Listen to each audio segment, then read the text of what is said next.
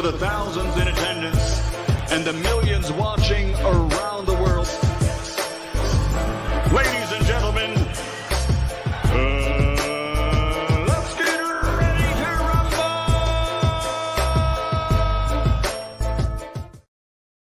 Yeah. What's up? It's that boy, Coach Malachi Williams in the building. We back. True Media Today, USA Boxing. We are back. We back up in here, man. You know what I mean? We're gonna have a good show. We're gonna have a good show today. We're gonna have a good show today. I can pretty much promise you that.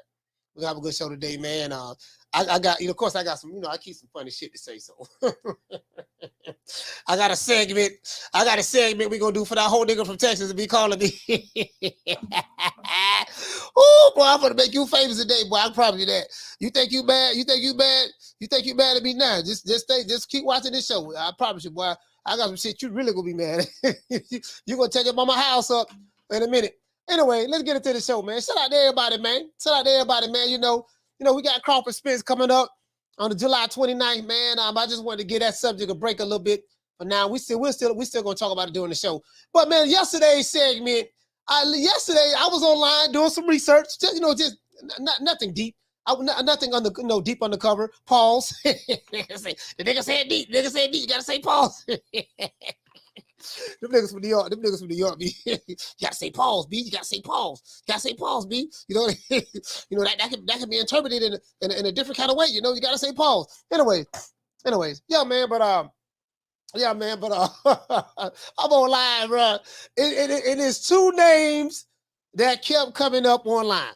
Shout out to Swat Jones, knocked down 305, Dade County's finest. Shout out to Efren, Big Sarge. Shout out to Serge. Shout out to Gertz. As a matter of fact, let me get my sister. Shout out to my sister Jackie Hernandez. Hey, okay. Dropping that quarter up. Bam, dub on your boy. Hey, Leroy. Super chat received. Playtime's over, boy. Yeah, man. Shout out to my sister Jackie Hernandez, man. I'm just saying, B. Boy, right now, boy, it's two names that came up. I looked up two. Listen, hold on. I'm gonna be honest with you guys. I looked up the word duck. I looked up the word duck on Twitter, right? Right now, there's a Twitter war going on. I don't know if you guys been on Twitter, but there's a Twitter war that's been going on, and they're going to war right now. I'm seeing gun emojis from different countries. I'm seeing, gang signs from different mama's bed, from different bedrooms, some dudes who still live with their mama. I'm seeing, different sets, niggas throwing up sets from their mama's porch. I'm seeing a bunch of broke nigga activity. We'll just say that there, right? That's what we're gonna name it. I'm seeing a lot of broke nigga activity going on, on Twitter as well as YouTube. I'm seeing a lot of broke nigga activity going on Twitter as well as YouTube. All the broke niggas come together and they do broke nigga shit, have broke nigga conversations, and stuff like that. Can't get no tenderonis, no honey dips. They attract thoughts, so they thought machines. I give them that. They thought magnets now. They attract all the thoughts. You know what I mean? But they ain't gonna get no real woman, because no real woman want they broke ass. True. No, me now.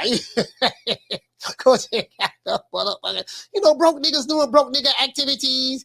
You get what I'm saying? Anytime a nigga playing a video game all day, that tell you everything you need to know. True.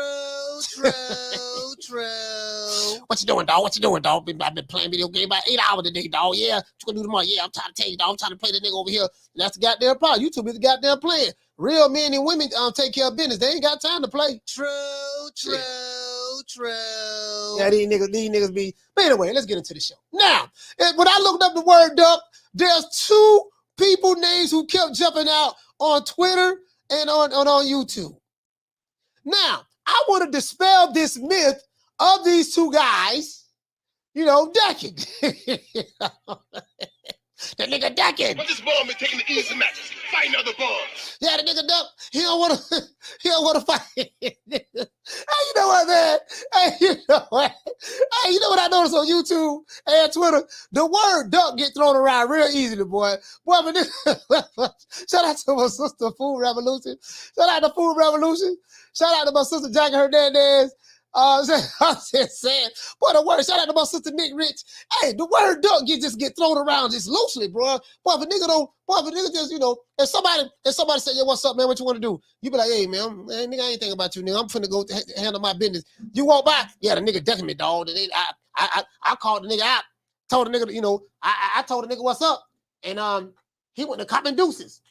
You know what I mean? So the nigga ducking. So the word duck get thrown around a little too loosely. And I just want to, you know, pause. The nigga said loosely. Now you say it loosely. You gotta say pause with that. And you gotta say pause with that. So anyway, yeah, you know, the word duck getting thrown around just a little too much. So I want to see what's up. The two names that came up, Canelo and Devin Haney. True. There's a civil war going on right now. Boys, a group of dudes online, they saying Devin Haney is ducking the fade. They say Devin Haney is ducking Shakur Stevenson. He's ducking him. They say he's running and hiding. You know, they say right now that somebody saw Devin Haney, you know, at the White House. They say he had Department of Homeland Security, Department of Homeland Security, the Secret Service, you know. He had the FBI. They say that's what they say. They say he hiding out. They say he hiding out. He ducking and running. Huh? That's what they say, right? True. And then on the other side of the fence, boy, listen. On the other side of the fence, boy, there's a civil war. Goddamn Canelo ducking. They say, oh man, Canelo ducking, man. He been ducking the Mexican monster since 1972. David Benavidez has been this man mandatory since 85. He been finding different ways, creative ways to duck him, to make sure he don't fight David Benavidez. The nigga ducked Jermall Charlo. He ducked Demetrius Andrade. And now the latest fighter he been ducking, he ducking David Benavidez. Like the pro-black dudes online, the pro-revolutionaries, they all of a sudden became pro-Mexican all of a sudden. True. And y'all niggas say y'all supposed to be on code, right? What kind of code that is? yeah, dog, we gonna support this Mexican right here. We gonna support him. That's right. Because Canelo, we tired of this shit. Little cinnamon looking motherfucker. Well, you know, why they call it cinnamon? Literally Canelo means cinnamon. Did you not know that? Oh, I didn't know what it meant. But anyway, yeah, the nigga been ducking. You know, he ducked Jermall Charlo. You know, he ran. You know, he running right now. Still don't want to fight. And then we had a dude call the show yesterday. Hey, Food Revolution. We had my brother named Faster B-Boy. I said, well, look, you know, there's a report out there. I don't know how true it is. There's a report out there that Canelo spoke to Al Heyman and they're looking to fight Jermall Charlo. No, man, he don't need to fight Jermall. No, I don't want that fight. I'm like, damn, dog, you said he was ducking him. So now if you try to make a fight with him, why you don't want it? He ain't fought in 2-3 years, coach. Look, you got to get it how you can get it, man. True. So now, when he don't fight Jermall Charlo, he's a duck. When he try to fight Jermall Charlo, now we don't want him to fight Jermall. You can't make this shit up. But anyway, let's get into the show. Man. Boy, y'all be killing me, boy. Hey, boy, y'all be killing me, boy. That's my nigga, though, boy. Shout out to B-Boy, man. Boy, y'all be killing me, dog. Now, Canelo and Haney on the run? That's the question I asked in my title, right?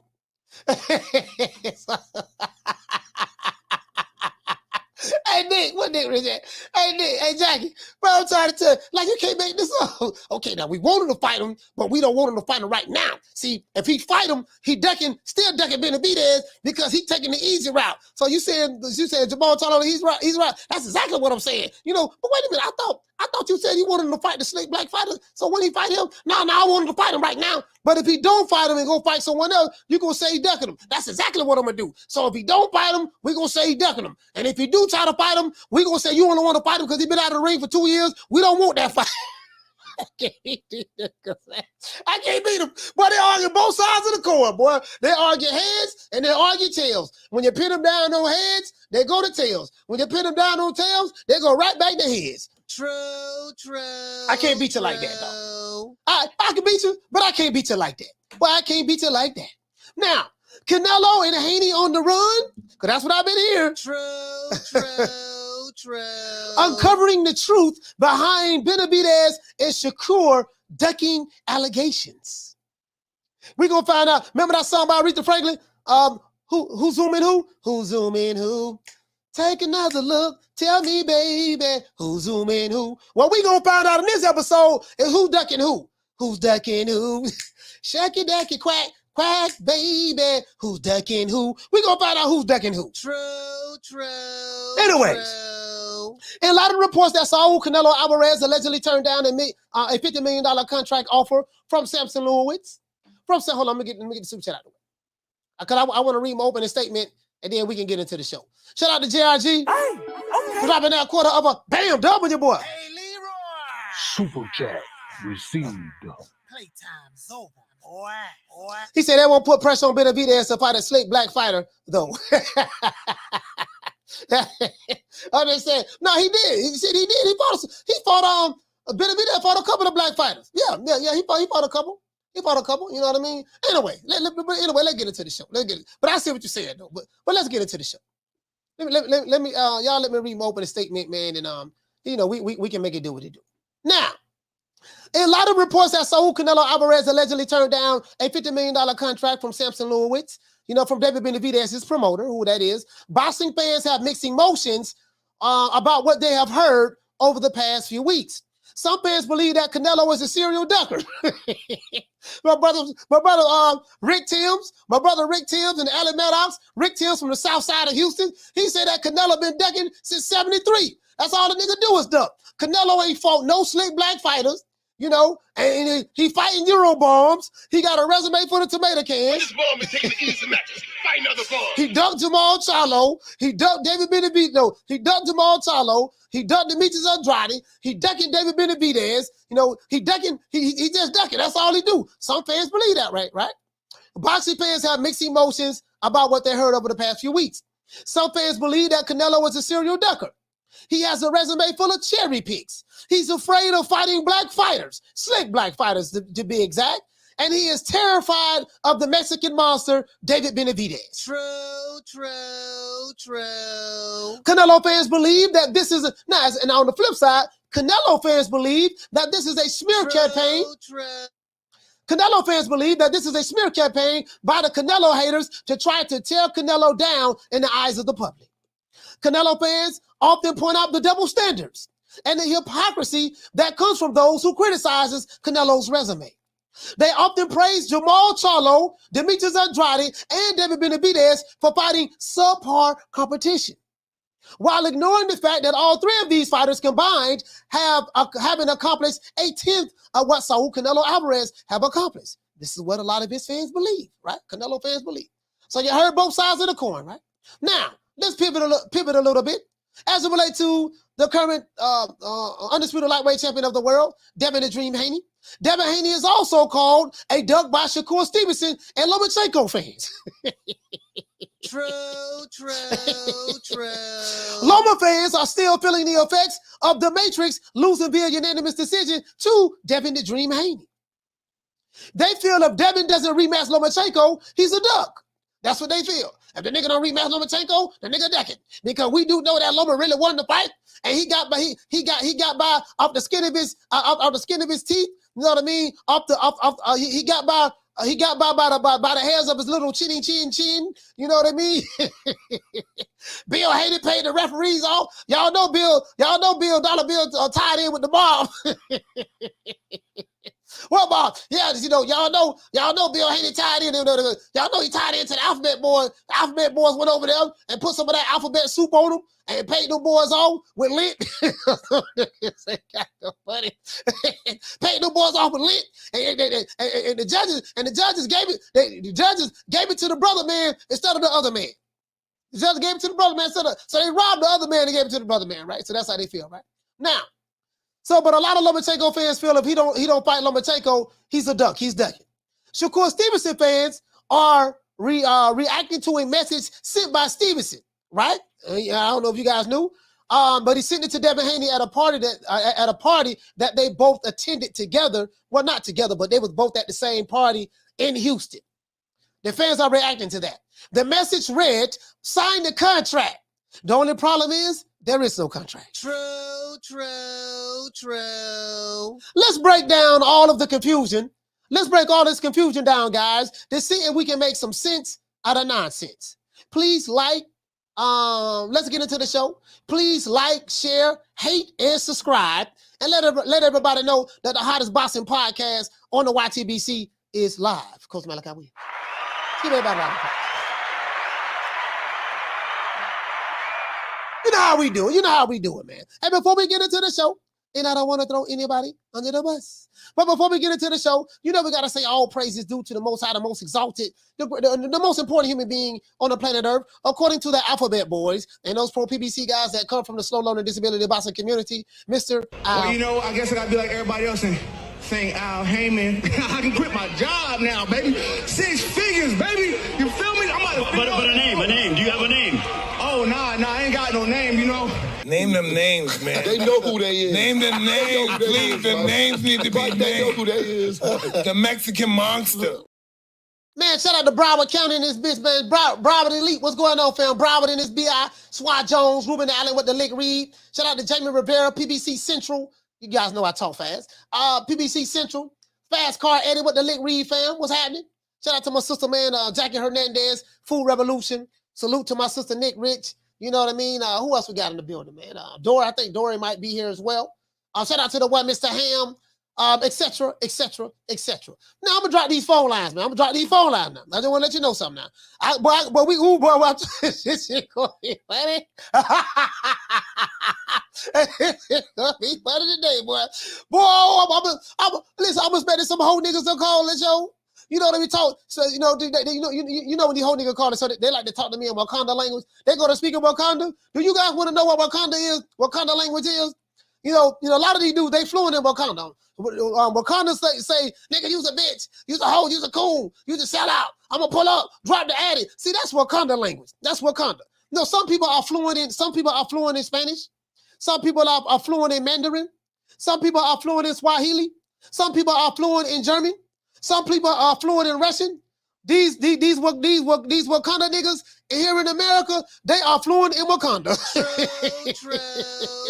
Boy, that nigga, boy, listen, you need a Wakanda dictionary to understand these niggas when they talk. Hold on, what that nigga said? Well, is he speaking? He ain't speaking English. I don't understand what he said. What he just said? Nah, he ain't speaking English, dog. He's speaking Wakanda. He's speaking Wakanda. Yeah, what? Yeah, that's why you understand what the fuck you were talking about. True. Yeah, I'm nigga gonna speak Wakanda, dog. I am a Wakanda translator, so anybody need help interpreting the language, let me know. Shout out to Fotex, man, for coming a member, man. Salute to you, fam. Shout out to Independent Thinker for dropping that quarter of a bam dub on your boy. Hey, Leroy. Super chat received. Playtime's over, boy. He said Haney killing himself to make 135. Only fight worth him risking for is Tank. Shakur pump faking with no contract. No, sign the contract. 60-40, 70-30, 80-20. Take whatever we give you. Man, sign the contract, man. He got everybody talking about it. Yeah.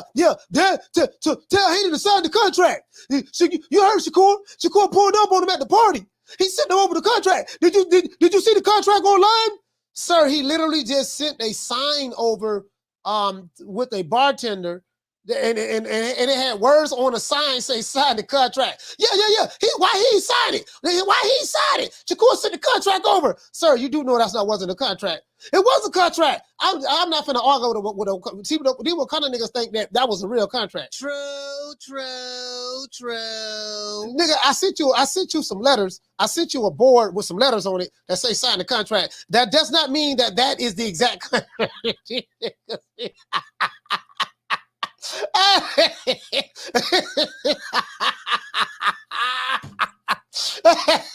Hey, boy, it's a nigga. He just getting off a 12-hour live right now. Nigga, he had took about 2-3 naps. He had took about 2-3 naps during that 12-hour live arguing. I'm like, damn, nigga, you fell asleep by 3 times. Yeah, nigga, I had to take a quick nap, nigga. But what we were talking about? Tell that nigga to sign the contract. Anyway, Independent Thinker he said Haney killing himself to make 135. Only fight worth it for him is Tank. He said Shakur pump faking but no contract. Loma is a sore loser, and Haney got to go to 140. Okay, got to go to 140, right? I got you. Shout out to Toon. For dropping that half for bam, dub on your boy. Hey, shout out to my main man Toon. Super chat received. Playtime's over, boy. Toon said I don't get how Haney ain't a duck You know, Shakur say, let's fight now. The pro channel say, Haney can't make the weight and it won't be a duck because he fighting Regis. But say Loma duck Haney fought Tio with the belt. I mean, I'm trying to understand what you're saying, but but I get what you're saying. Basically what you're saying is, summarize what you're saying. You're talking about the double standards. Down from the bar, there's a platform stage. People pimping, sharp as razor blades. I got you though. I got you. I get exactly where you're coming from. You know what I mean? I get exactly where you're coming from too. You're talking about like the double standards. You feel like it's a double standard as it relate to, you're talking about the double standards, But this is the thing though, too. You gotta understand, all of these boxing fans or some of the radicals online, that's what they do. It's just like what my main man Finesse 2 Times, who's my favorite rapper right now in the game. It's like he say, it's cool when they do it. It's a problem when I do it. Fuck them. So it's cool when certain fans, apply the double standards to them because it supports their argument. But then when someone else do the same thing, then that same group will have a problem with it. So everybody pointing the finger at each other when all of them doing the exact same thing. True. It is what it is. And before we get into the show, let me go ahead and let them know. Before we get into the show, let me go ahead and let them know. I want to give all broke niggas named E-Money, some hope. I want to give you some hope. If the Lord can help Gilligan get off the island, he can help your broke ass get some money. True. To the whole nigga E-Money from Texas that ain't got no money, if the Lord can help Gilligan get off the island, he can help your broke ass get some money. Let me say that one more time, 3 times like Dr. Umar Johnson. If the Lord can help Gilligan get off the island, he can help your broke ass get some money. True. Riley, get him. Fuck you. Fuck the plane you flew in on. Fuck them shoes. Fuck the socks with the bell on it. Fuck them cheap ass cigars. Fuck your yuck mouth teeth. Fuck your hairpiece. Fuck your chocolate. Fuck Guy Ritchie. Fuck Prince William. Fuck the Queen. This is America. My president is black and my Lambo is blue, nigga. Now get the fuck out my hotel room. And if I see you in the street, I'm slapping the shit out of you. Just to let them know. And then once again, I don't want to throw anybody under the bus. I don't want to throw nobody under the bus, man. I just try to, shout out, man. Shout out to everybody. I don't want to throw anybody under the bus. You know what I mean? We don't try to do that over here. We try to keep it civilized. We try to keep it civilized for everybody, man. And we don't like throwing people under the bus over here. But some niggas need to go get a job and stop calling a nigga 25 times a day. Threatening, to talk about common language. See, y'all don't understand when our whole nigga be calling the show, y'all don't understand it because he's speaking in Wakanda. Y'all don't understand Wakanda. See, I'm fluent in Wakanda. Because I used to be a Wakanda nigga myself back in the day. So what I did was I know how to translate Wakanda language for you guys. So whenever the nigga call here, I know y'all ain't gonna understand it. Don't worry about it. I'ma just translate it for you. The Wakanda translator. What you say, Wakanda? Yeah, tell that whole ass nigga Twa Jones that I said when I see him, I'ma pull up. Yeah, nigga, drop the addy. Oh, whole ass nigga. Yeah, nigga, that one talk about nigga gang. Twa looking at me. Hey, coach, what he said? He said that when he see you, he wants to do physical harm to you. And he wants you to give him your address so that he can come to your house and execute on those threats that he was just saying in Wakanda language that you didn't understand, that I need to interpret it for you, that he would come over there. Oh, that's what he said. Yeah, that's what he said. Gotcha. True.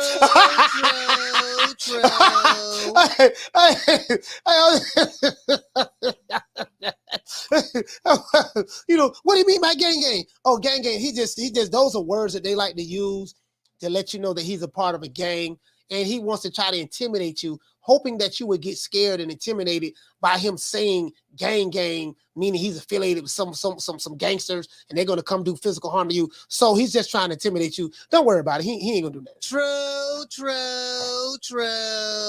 All right, anyways. So I did some investigation, guys. I'm finna show y'all what I found. Now I did a little like some, I do now. I'm not an attorney like Fagnon. I'm not an attorney like him, even though that nigga no attorney. You know what I mean? But and I'm not a detective, but I did watch a lot of episodes of Inspector Gadget. True. I'm not a detective, but I did watch a lot of episodes of Inspector Gadget when I was growing up. I saw Inspector Gadget. I saw the Care Bears. I saw doggone Barnaby Jones. I saw Cannon. You know, I saw Ben Matlock, Perry Mason. I saw Magnum PI. You know, Miami Vice, New York Undercover. You know, Hill Street Blues. So I'm not a detective, but I have learned some things over the years. So let me go ahead and share this with you guys. This Exhibit A. We're gonna go to Devin Haney first, and then now I showed this yesterday. Now, you know what I mean? I showed this yesterday. You see dollar bill right here. Now, this dollar bill sitting here with the legendary Bob M. They called him the Bar Father. Now, I noticed when Terrence Crawford was over there with Bob M, you know, the same group, our good brother Bill Haney, his family, the LDBC, the same group was saying that Terrence Crawford was a coon and the Bar Father, you know, was a slave master and Top Rank was a plantation. But then, Bill Haney's over there smiling and skinning and grinning with Bob M. And I noticed that same group is not saying that. Now I know Bill Haney is taking care of business. Bill trying to take care of business. I get that. But that same group ain't saying that. Why when one guy, well, I know why, because a lot of you alphabet boys, some of them guys ain't a part of that group anymore. They got kicked out the group. You know, some of them got kicked out of the group. But when one guy was over there, you know, everything was cool. It's open season. Then when Dev go over there, it ain't no more Top Rank Toby. Bob M went from the slave master to White Jesus. You know, Top Rank went from the plantation to being the best promotional company, you know, next to the PBC. It's like, man, they switched up. True. I'm trying to figure out, are we banging on Whitey or we not? What it is? Are we starting a revolution or we not? If Top Rank is a plantation or it's not. Like, which one it is? Y'all, I can't beat y'all. I can't beat you, dog. I can't beat you. You feel me, fool revolution? Niggas be switching up too much. They be switching up too much for me. That's why picking and choosing. Blue said picking and choosing. So you see Dollar Bill over there, smiling over there with the Bob Father. He said, hey, Dale, y'all can't hear nothing. Look at that Bob sitting there smiling, throwing his thumb up. Okay, so now, he said they're working it out. Shakur Stevenson say right here, finally, you speak for yourself. Bob just told the world the 3 fights he about to offer you, little bro. Let's stop right there. He said, let's get active. It's about that time, 100%. But now, the key word, this is the key word. Now, this was a tweet that Shakur sent out June the 12th. Now, I'm not, now if I do my math correctly, the day is the 13th. The day is the 15th. So 3 days ago, he sent this tweet out. Now, at a party, they said for Devin Haney to sign the contract. Now, again, guys, I told you guys, I ain't smartest guy in the world, but I do have a master's degree in common sense. I have a master's degree in common sense, and I ain't got but a GED. I ain't got but a GED now. But boy, I got a master's degree in common sense, and I'm smarter than a motherfucker. True. I want to break this down. So you guys can see this here. Now, let's see this one more time. This for all the Shakur Stevenson fans. He say, finally, you speak for yourself. Bob just told the world the 3 fights he bout. So I guess he's trying to say he's about to offer you, little bruh. Let's get active. Now, the key word is he's about. Meaning that this contract hasn't been, this offer hasn't been sent yet. See, that's the key word in this. He's about. And when they showed that, that party that Devin Haney and them they were at, that was like around that was over the weekend. I think that was over the weekend or something of that sort. So I think before the 12th. So that means that there was not a contract. You get what I'm saying? Hey, I said out to JC. You get what I'm saying? That's not a contract. He say Bob say he about to send it. Look, technically, they're about to say it hasn't been done yet. So my question is, why are we having 12-hour debate lives talking about signing a contract that's non-existent? True. There is no contract. According to what Shakur Stevenson is saying right here. He say Bob is about to offer. Well, if he's about to offer, how can you sign a contract that is not even in existence yet? I gotta break this down for the Wakandites because just because somebody say sign a contract doesn't necessarily mean there's a contract. And you don't just get a contract and sign it. You have something called terms, something called negotiations. Like I break it down for broke niggas like E-Money. You know how you negotiate with your mama? Like, okay, look, your mama tell you since you living in the house, you 29 years old, you still living in the house with your mama. Your mama tell you, look, you got to go to bed at 12 o'clock. I got to wake up in the morning.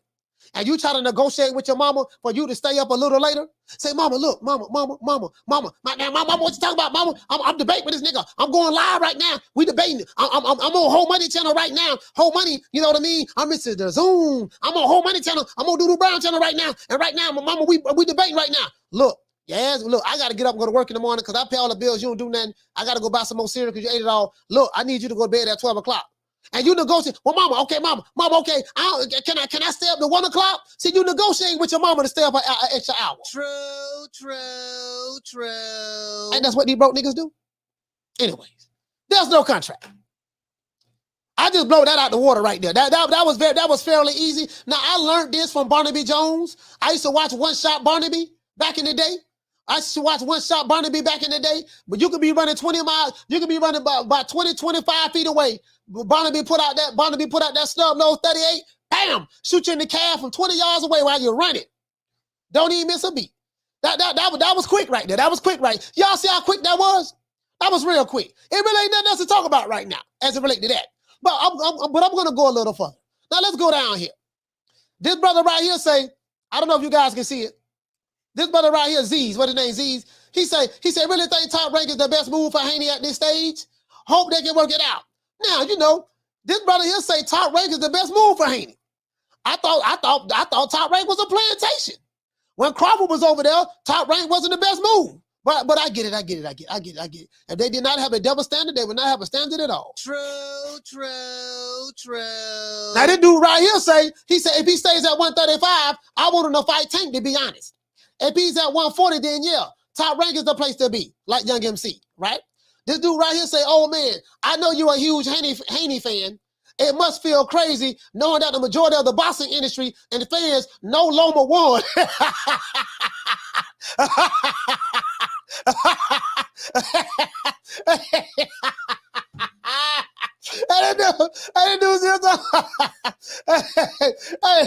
Hey, he's like, the no Loma won, and Haney pretty much getting cooked. At any fight he takes at 135, Shakur included. Okay, so this dude right here says,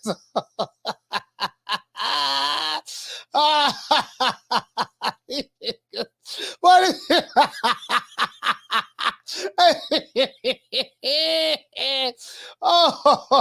let's go right here to Kevin. What Kevin say? Kevin say, LOL, because he's sitting at a table with Bob. Okay. All right, let's keep going down right here. Oh, they got Paulie Marzolati. He say it's been worked out. So this guy says it's been worked out. But Paulie said that that was a lie. That wasn't true what Paulie said. That was a bold-faced lie what Paulie said. I don't know where he heard that shit there from. Let's continue. This dude right here say Bill be capping. They ain't talking about shit. He said they definitely ain't talking about Shakur. When something comes in, nigga, don't you call the shots? You undisputed, waiting for something to come in. So it do matter. The dude right here he said, get the Basile Lomachenko, Shakur Stevenson, and Teofimo Lopez fight deals cracking. He said, we want a grander fight. He said, a grand, he said, I guess he said, no, we want a grade A fight. We want a grade A fight, not a grade C Cambosos fight. A grade D Abdalel fights. He said, grade A fights, only Devin Haney. Your last fight was a grade A. More grade A fights at Top Rank Boxing. Okay, so this dude say he only want to see Devin Haney fight the top guys. But this bomb is taking the easy matches. Fight another bomb. So this what's going on.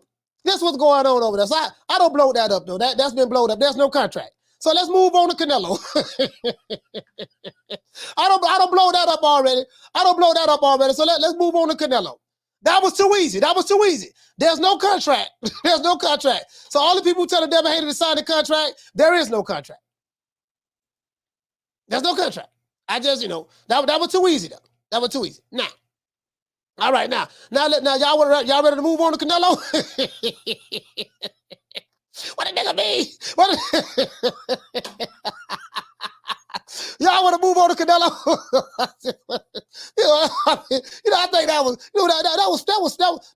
was fairly easy. Now I am the #1 contender. I'm tired of James the Poodle, Grim Reaper, whatever you want to call himself, ducking me. All right, I'm tired of man driving around town in 8 Rolls Royces. He ain't fought nobody. I'm still in a bro hand.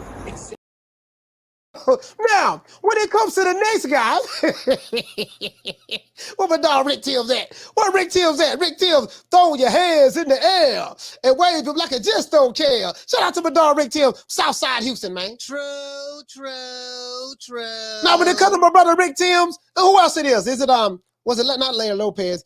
Who it is that be sending super chats all the time? Alan Maddox. When it comes to Rick Timms and Alan Maddox, Lord have mercy, boy. We know that Rick Timms and Alan Maddox, they are two of the fairest guys on the YTBC. When it comes to Canelo, they are fair, you know. They call it the way.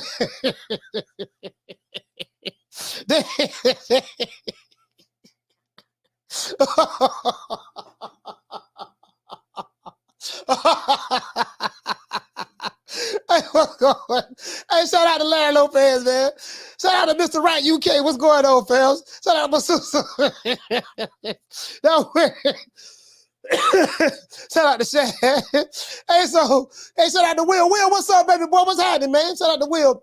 Shout out to Tool, man. Now, we do know we might well move on to Canelo because I don't blow it up the Shakur thing. That was too easy. That was easy work right there. That was easy work right there. It really didn't take long either. Now, let's move on to Saul Canelo Alvarez. I remember when this tweet was sent. This was on June the 9th, about 6 days ago. It said Canelo Alvarez versus David Benavidez is not happening next. Benavidez's promoter, Samson Lewkowicz, has confirmed. Lewkowicz said Canelo and Ed Reynoso simply did not respond to their offer for the fight in September. Coach, I remember this like it was yesterday, boy. Just like Sunshine Anderson. Y'all remember Sunshine Anderson? Heard it all before. Let me explain. It wasn't my car you saw. Baby this, baby that. But your lies ain't working now. Look who's hurting now. See, I had to set you down. I had to set you down. So this for all the people who say ducking, right? Okay, we talking about ducking. If y'all ain't never heard of that song, Sunshine Anderson, I think it came out like in 2000. Shout out to Sunshine Anderson, man. True. Somewhere around there. Now we don't blow it up. We don't blow it up, Shakur. We don't blow that up right there, right? And again, I don't want to throw anybody under the bus, but I just gotta call it the way I see it. Cause I ain't got no attachment to none of these dudes. But now let's move on to Canelo. Now let's move on to Canelo. Now this tweet by Michael Benson got everybody up in the uproar. My brother Nick, my brother what's my main man name? Rick and Alan Maddox. They because I told you, Canelo was a serial ducker. He don't ducked all the black fighters. And when he fought Floyd exposed him for the fraud that he is and all of that stuff there, coach. And he been standing away from black fighters ever since. He fought Danny Jacobs when Danny Jacobs was in his prime. Yeah, that's different. We ain't worried about that. We ain't worried about that. We ain't worried about that. Okay, he fought all them other guys, Laura. Yeah. We ain't worried about that. We ain't worried about that. That ain't nothing. But I'm talking about the slick black fighters. He ducked Jermall Charlo. He ducked Demetrius Andrade. And he's currently ducking the Mexican monster. I thought you niggas were pro that when y'all got down with the Mexicans. Now, don't worry about that. We down with the Mexicans right now when it comes to the Mexican monster. True. Okay. True. He don't fight blacks and he don't fight Mexicans. So that's what I've been hearing, right? That's what I've been hearing. So anyway, let's go ahead and read this. It said Canelo Alvarez versus David Benavidez is not happening next. Benavidez's promoter Samson Lewkowicz has confirmed. Lewkowicz said that Canelo and Ed Reynoso simply did not respond to their offer for the fight in September. When I go down and read the tweets down here, he said, why did they give Canelo a week deadline? I didn't know anything about that, but from what I've been hearing, from what people have been saying on Twitter and stuff like that and in the chats, they said that Samson Lewkowicz sent Canelo a contract for $50 million to sign. He didn't sign it. They didn't get back with him, and he only gave him a week. And yeah, you got a week to answer back. If you don't answer back to us, we moving on to the next fight we moving on to fight David Morrell, a fighter who we already had under contract while trying to send you a contract to fight in September. So let's continue, right? Why did they give Canelo only a week deadline? And why was Jose Sr.? As a matter of fact, you guys didn't see it. You guys can't see it. Sorry about that. I need you guys to see this. Sorry about that. He said, why did they give Canelo only a week deadline? And why was Jose Sr. a few days ago saying the Morrell fight had been signed and delivered? Signed, sealed, and delivered, right? You know what I mean? They said the fight had been signed and delivered. He had an interview with Young Billy Boxing channel. He said, but I would not support Canelo versus Berlanga. So this dude there, I told you guys, I see Canelo and Edgar Berlanga fighting. he said, hey, shout out to Jonathan Ramirez. What did he say, fam? He said, estoy haciendo sarcástico. Okay, yeah, you talking about sarcasm? Yeah. I got you, fam. I got you. Hey, hey, Jonathan. Hey, Jonathan, you know how it is, man. You know what I mean? You know how it is, Jonathan, man. Mira, yo tengo a hacerlo así. You know what I mean? So it is what it is. Hey, shout out to William Boxing say. He said, dice que no quieren la pelea de Benavidez. So this guy right here, he's basically saying they say he don't want to fight. You know, he don't want to fight David Benavidez, question mark. But you give a man only a week to reply back to the contract. Dice que no quieren la pelea de Benavidez. Okay, cool. Now let's go to Louis down here. He said Tim Benavidez's marketing tactic. He said step 1, sign a contract with the fighter. Step 2, before announcing the signed fight, spread rumors of negotiation with Team Canelo. Hey, y'all heard he said? He said, Team Benavidez marketing tactic. This dude right here says it's a marketing tactic. Hey, shout out to West Side. West Side. Throwing up the W. This dude said it's a marketing tactic. He said, step 1, sign a contract with the fighter. Step 2, before announcing the signed fight, spread rumors of negotiations with Team Canelo. Oh, man. Hey, hold on, guys. Hold on.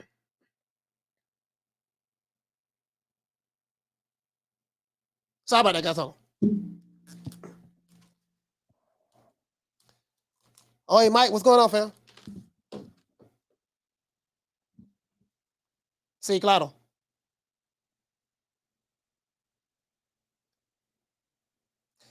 Sí, claro, sí. Si lo quiere hacerlo, tenemos que hacerlo mañana por la tarde. Yo estaré para a la barbería en Temple Terrace.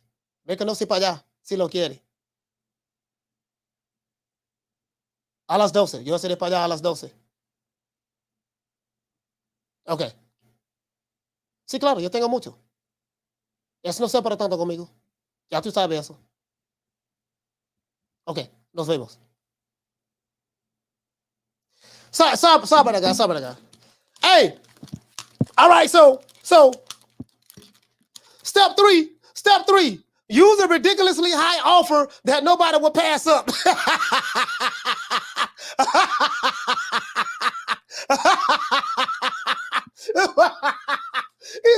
He said, step 4, promote Benavidez as this monster. Promote Benavidez as this monster. What'd he say? He said, step 4, promote Benavidez as this monster that even the great Canelo is scared of, so scared that he doesn't even take the ridiculously said amount offer to fight. Step 5, after the buzz is built and people are talking about the Mexican monster, claim to be tired of waiting for Canelo to announce the fight that was signed a long time ago. He said, no, this is what he said. He said, after the buzz is built and people are talking about the Mexican monster, claim to be tired of waiting for Canelo and announce the fight that was signed all along. But they do good. They do good.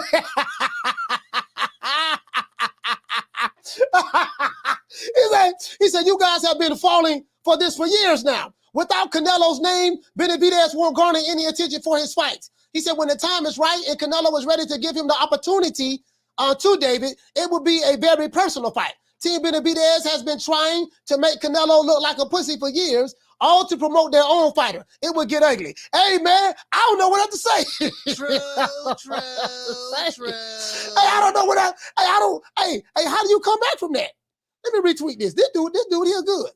This dude here good. Let me retweet this. Do anybody? Hold on. Do we got enough likes? We got enough likes? Hey, this dude here good, man. This dude. Hey, shout out to most of the Food Revolution. He said, got him. He said, got him. She said, got him. Hey, that was my first time reading that too. So you get what I'm saying? Hey, shout out to Jamie Nieto. Hey, okay. For dropping that half of bam, done with your boy. Hey, Leroy. Super chat received. He say certain content creators, fans hate on Canelo no matter what. He said, yeah, he has a better resume, better accomplishments, better competition.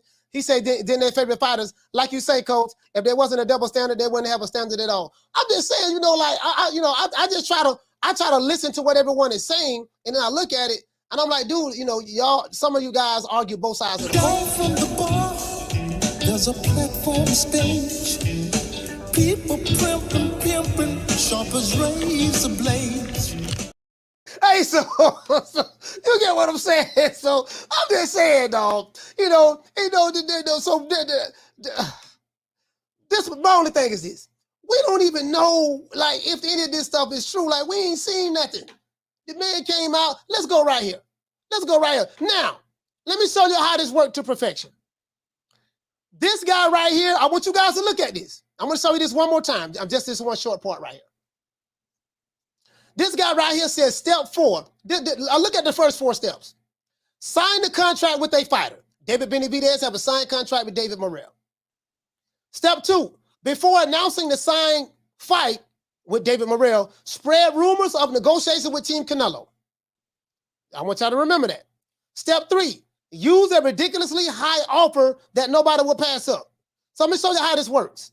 We talk about, we trying to make a fight with Canelo. Now, Team Benavidez and the PBC, they already know that there is a group of people online that say Canelo was a duck.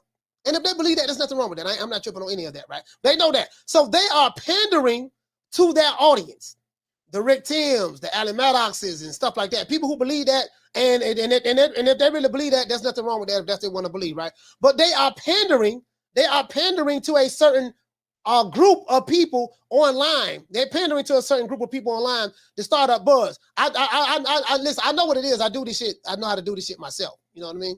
You guys know I'm a copywriter. So anyways, now let's continue. Let's go back over here. Use a ridiculously high offer that nobody would pass up.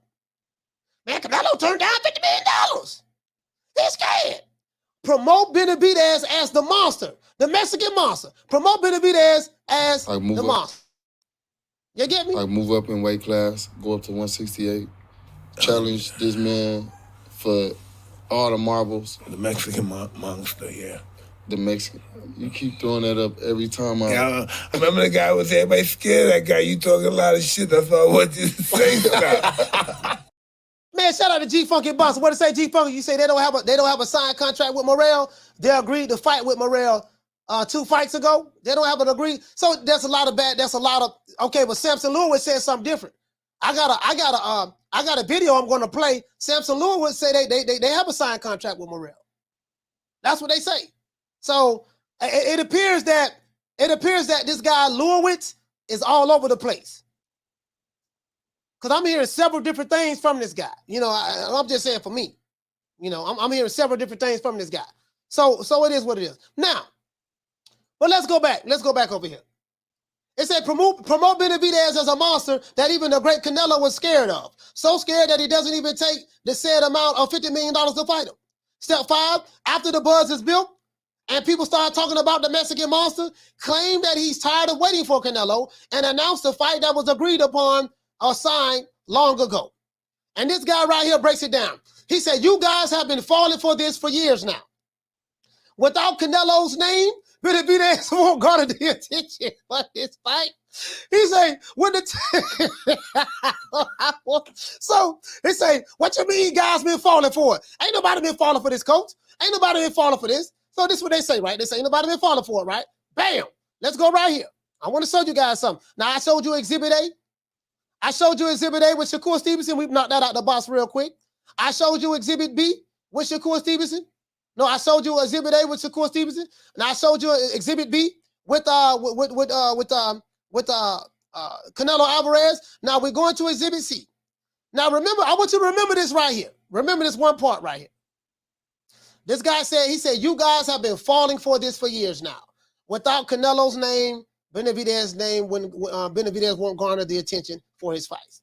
He said, you've been falling for it for years. What have they been falling for? Step 5, after the buzz is built and people start talking about the Mexican Monster, claim to be tired of waiting for Canelo and announce the fight that was signed long ago.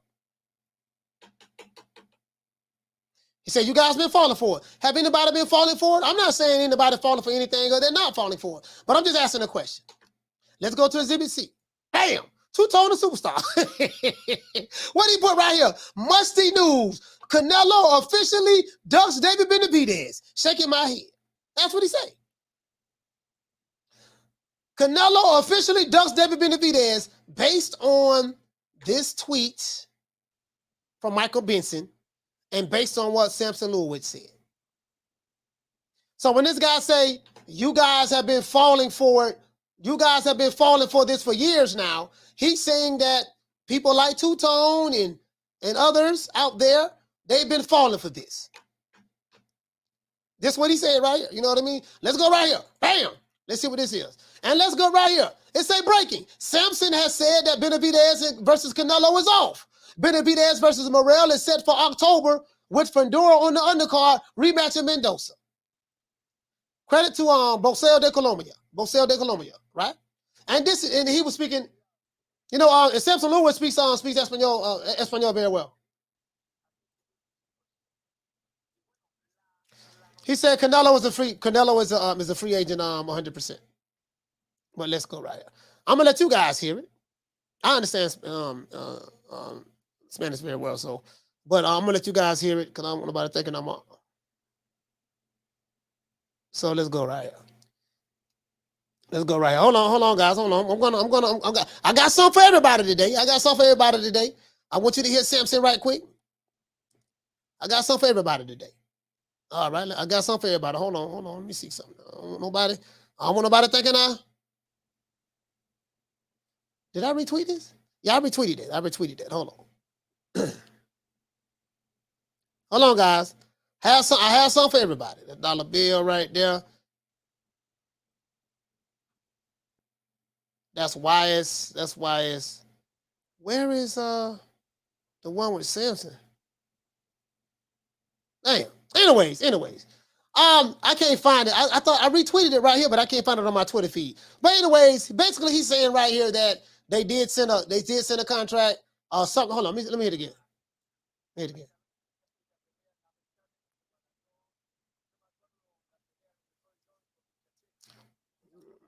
Say this fight is big like Roy Jones and Sincheki and all that stuff there. Part of boxing is a mentality. He said, but Eddie Hearn don't have Canelo. He said Canelo is a free agent. He's not under Canelo. To ask about Morrell and Benavidez, he said, has that been signed or what?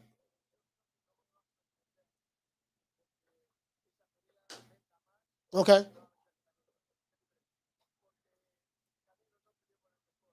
Okay, so he was talking about that, he said something of the sort that Benavidez and David Morrell is a bigger fight, is a big fight, yada, yada, yada, yada. Then they asked about Canelo, and he said, the guy said, why not Canelo? And he said, because Canelo didn't respond back.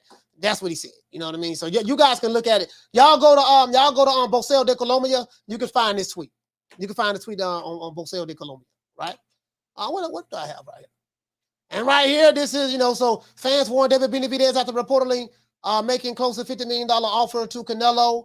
That was 2023. That was June the 2nd. I'm going to drop the phone line so everybody can call in. So this is what's going on. And I'm going to drop the phone line so everybody can call in.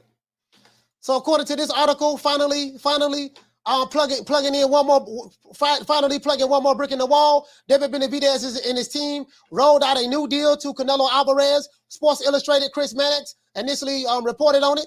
So basically what probably happened was this. Samson Lewkowicz probably sent Canelo over something. Maybe he did, maybe he didn't. I have no way of knowing. And then they probably leaked this information out to the media in order to get the media up on it, right? Get in contact with Michael Benson. Get in contact with Chris Mannix. Get in contact with the people at ESPN. Get in contact with whoever you need to get in contact with and let them know that, hey, man, we just sent the contract over to such.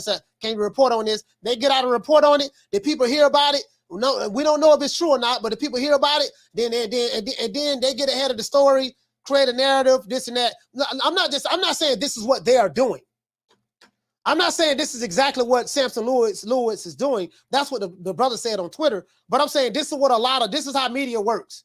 This is how media works, propaganda and stuff like that. When you want to get propaganda out there and get information circulating, that's how you do it. Similar to what a lot of these dudes do on YouTube, you know, when they do a lot of clickbait channels, you know, they'll spread a rumor out there very, very fast, you know, and get it out there, and we're gonna keep talking about it. Then we're gonna have circular arguments about the same shit. True.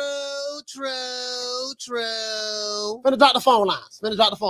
Now it say finally plugging in one more brick in the wall. It said that David Benavidez's team rolled out a new deal to Canelo Alvarez. Sports Illustrated Chris Mannix initially reported it. Michael Benson shared that.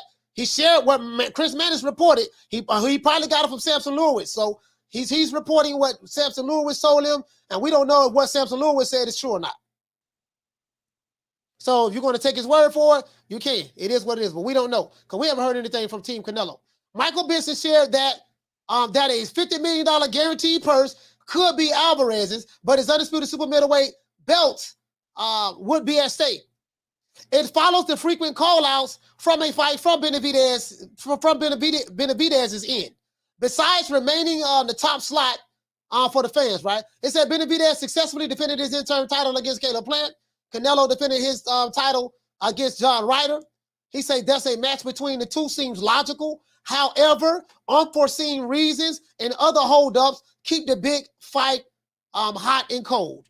Perhaps the new proposal might open new doors to the much anticipated battle. So, what do we learn? we right back to the nigga ducking. Sign the contract. 60, 40, 70, 30, 80, 20. Seem like we right back to that. Let me see. Shout out to South Central for dropping that half for bam dub on your boy. Hey, Leroy. Super chat received. Playtime's over, boy. South Central say if Canelo wanted to smoke with Benavidez, the Morrell contract would be thrown out. He said just like the Fulton versus Figueroa 2 contract was thrown out when a new way became available. Okay. You know what, on South Central, you make a valid point. So you saying that if Canelo wanted to smoke, he don't want to smoke, so that's proof he ducking. That's what you saying? I think that's what he said. True. Shout out to Domo. Hey, okay. For dropping that quarter over. Bam, dub on your boy. Hey, Leroy. Super chat received. Playtime's over, boy. He said offer was $15 million less than the offer from last year and gave the guys who generates the money 1 week to respond. Yeah. He said when they don't have leverage. I mean the 1 week to respond thing. I don't know. I don't know. I don't know what's going on, man. It's so much information out there. Good information, misinformation, whatever. What you said? You said 10. Shout out to Damo for dropping the $2 super chat. You say 10 million. Okay. It is what it is, man. It is what it is. Down from the bar, there's a platform stage. People pimping, sharp as razor blades. Get the lights up, man. We gotta get the lights up. Hey, look at man, the phone lines is fixing to drop. The phone lines is fixing to drop. You guys want to talk about this as well? We're gonna talk about this.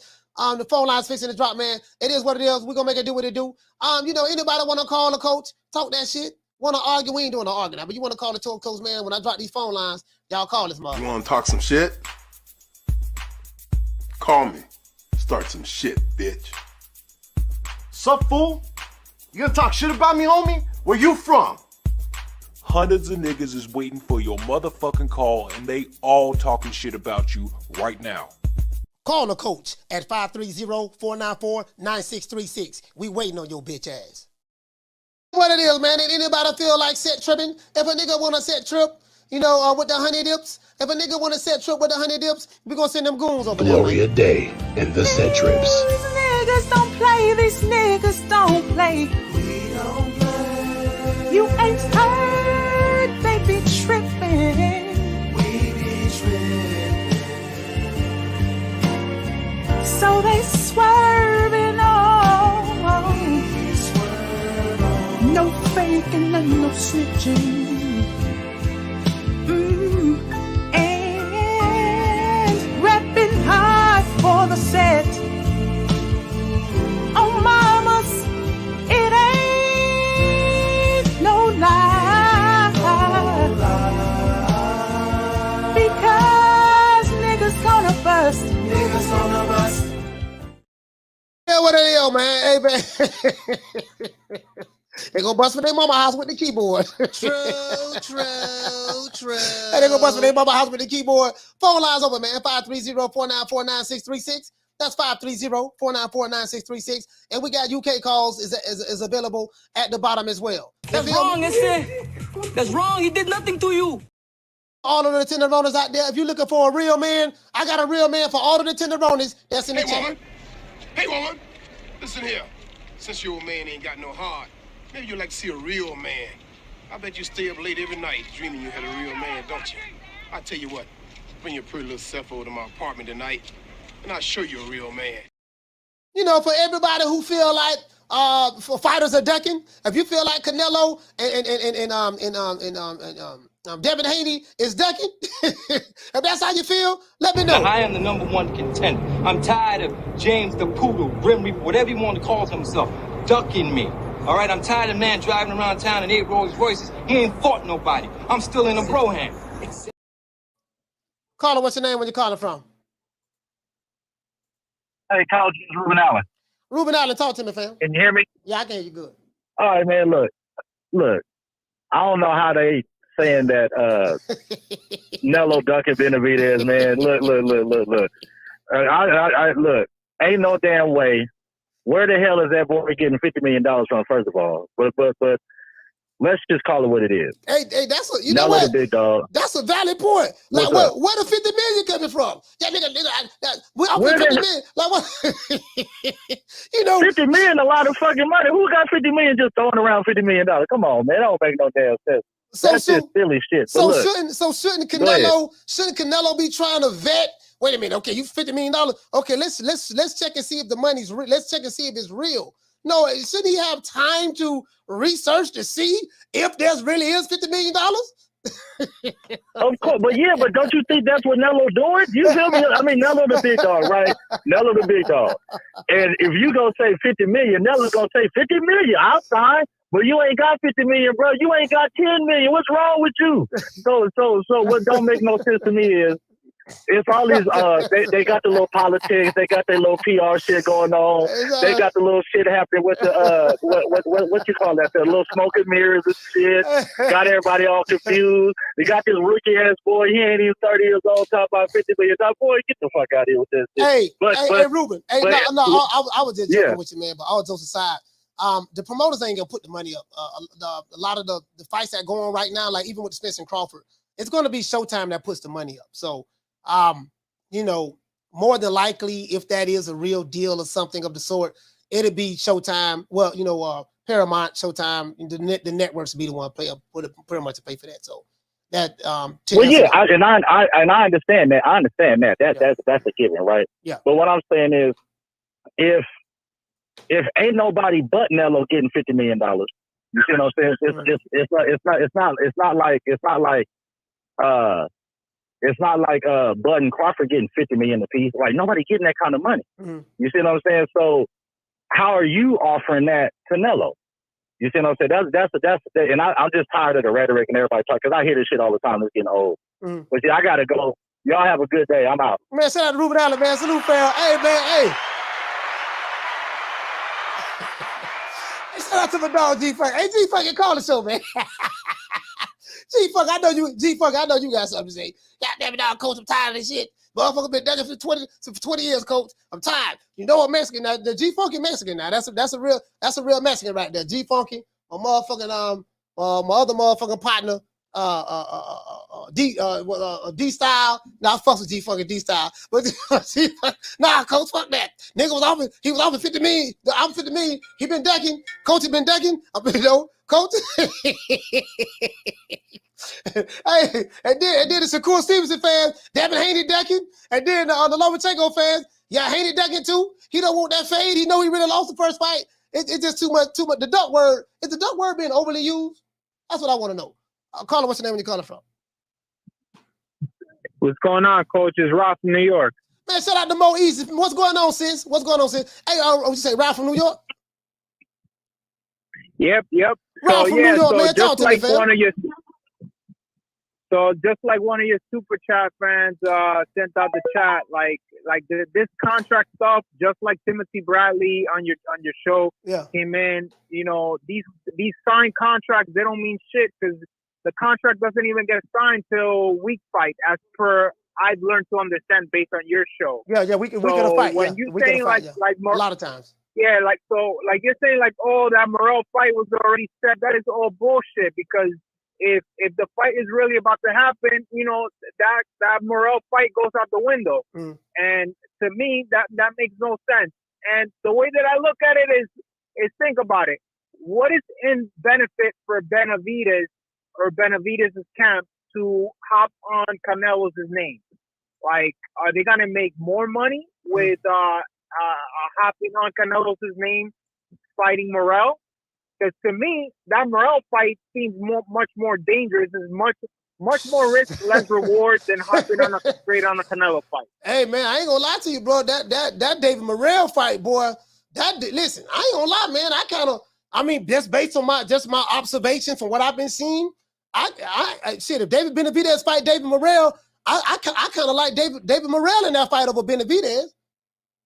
Yeah, and that's what I said. I said styles make fights. I wouldn't be surprised if Morrell comes up to Benavidez and that's Canelo's excuse of saying, "Well, I don't gotta fight this guy no more." Thank God. Well, you know, like I the first time that I called this show, I told you I was like, it's not really fighters because fighters aren't really afraid of fighting other fighters. It's the matchmakers. Eddie Reynoso never put Canelo against Triple G until Triple G looked vulnerable versus Danny Jacobs. There was just pushing the fight until they saw, all right, it seems like Triple G has already peaked. So this happens in boxing all the time. Obviously, it's a business and you need matchmaking in. But when you come with the excuses, like I kept hearing, like, oh, like you hear on Twitter, like, oh, Benavidez doesn't have enough fans already. It's like, come on, man, you're going to come up with another excuse now? That's just bullshit. Like, a lot of people want to see the fight, and at the end of the day, you know, you can't be coming up for excuses, but it is what it is, Coach. All right, man. Shout out to Ralph from New York. Salute, fam. Yeah, man. New York in the house, man. New York, big city of dreams. And everything in New York ain't always what it seems. You might get food if you come from out of town, but I'm down by law and I'm from the dog pound. Hey, old school shit. Hey, Carter, what's your name? Where you calling from? G Funky Boxing. Good afternoon, Coach. Man, G Funky, man, I'm glad you called. That's my dog here, man. Y'all please subscribe to my brother, man, G Funky Boxing. Sack Child in the house, man. G Funky, man. Man, help me out, man. Is Canelo decking? What's up with the contract? What's up with the contract? $50 million. Give me some clarity, man, because I'm kind of out of the loop on this, you know. Well, from what I've been hearing behind the scenes, it was definitely a real offer. Espinoza just said it also yesterday. I seen it on another channel here on YouTube that said they asked him that at the press conference for Spence Crawford. They said it was definitely a real offer. Now, here's the thing. Okay. We all know Canelo has options, man, and that's exactly what they're doing right now. They're looking at all kinds of there's possible fights at cruiserweight, Badu Jack. There's the Charlo fight, which is reportedly now in the front running for Canelo. But the man has options. That's all it is. There's no ducking involved. None of that. These guys aren't scared to fight. I don't believe that whatsoever, you know. But this narrative that it's only been a week, that they only gave him a week, that's a lie. They had more than a week to respond. And And as far as they already had a fight signed with Morrell. That's a lie too. Samson told me on the interview on my channel, this was, I believe, April 10th or something like that.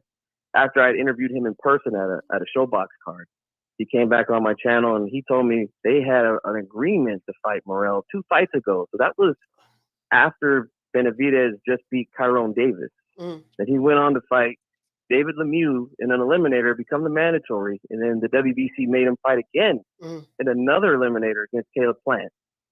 So he's in position to fight the best guy and the biggest cash cow, and that's what they chose instead of fighting Morrell. Now here's another narrative that's going to get crushed. For years, the Canelo fans said, "I'm tired of all these guys at PBC just waiting around for Canelo, right? Waiting on Canelo, waiting on the Canelo payday."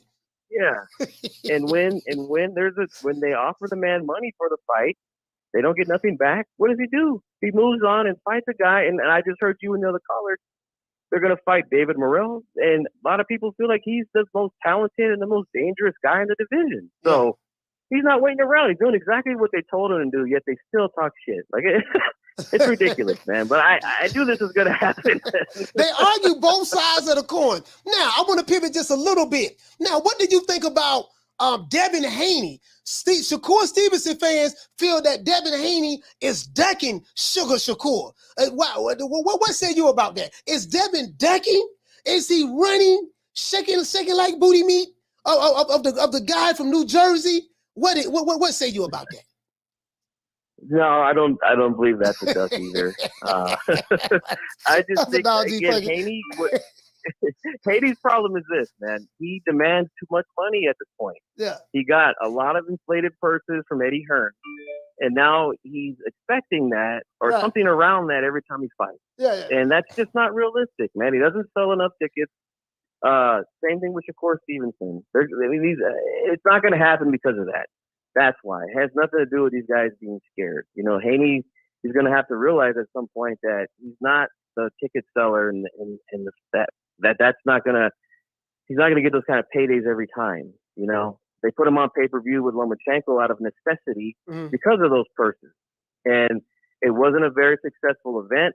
It didn't sell a whole lot on pay-per-view, but that's what they had to do to make the fight happen. And I think that if they're going to do a Shakur fight, it might have to be on pay-per-view again because I know Shakur gets paid pretty well at Top Rank as well. I don't think he gets paid as much as Haney does. Right. Again, Haney's got a great team. They negotiated some great deals, you know, and he's getting a lot of money. Dollar Bill is a mean negotiator. He makes sure Dev getting that paper.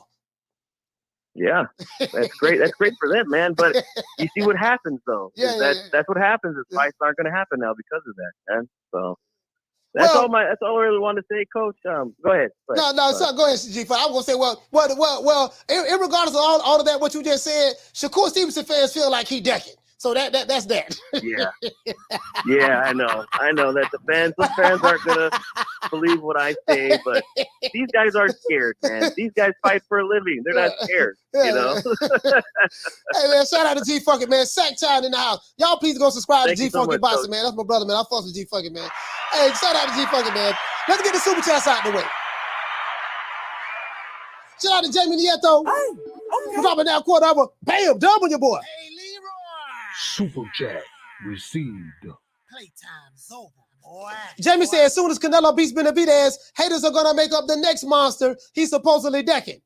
And he said it will go on and on until he retires. He said, all these motherfuckers there, they gonna keep moving the goalposts. Old goalpost moving ass niggas. That's all they do, coach. They just move the goalposts, and as soon as he beat this guy, then they gonna say he gotta beat that guy.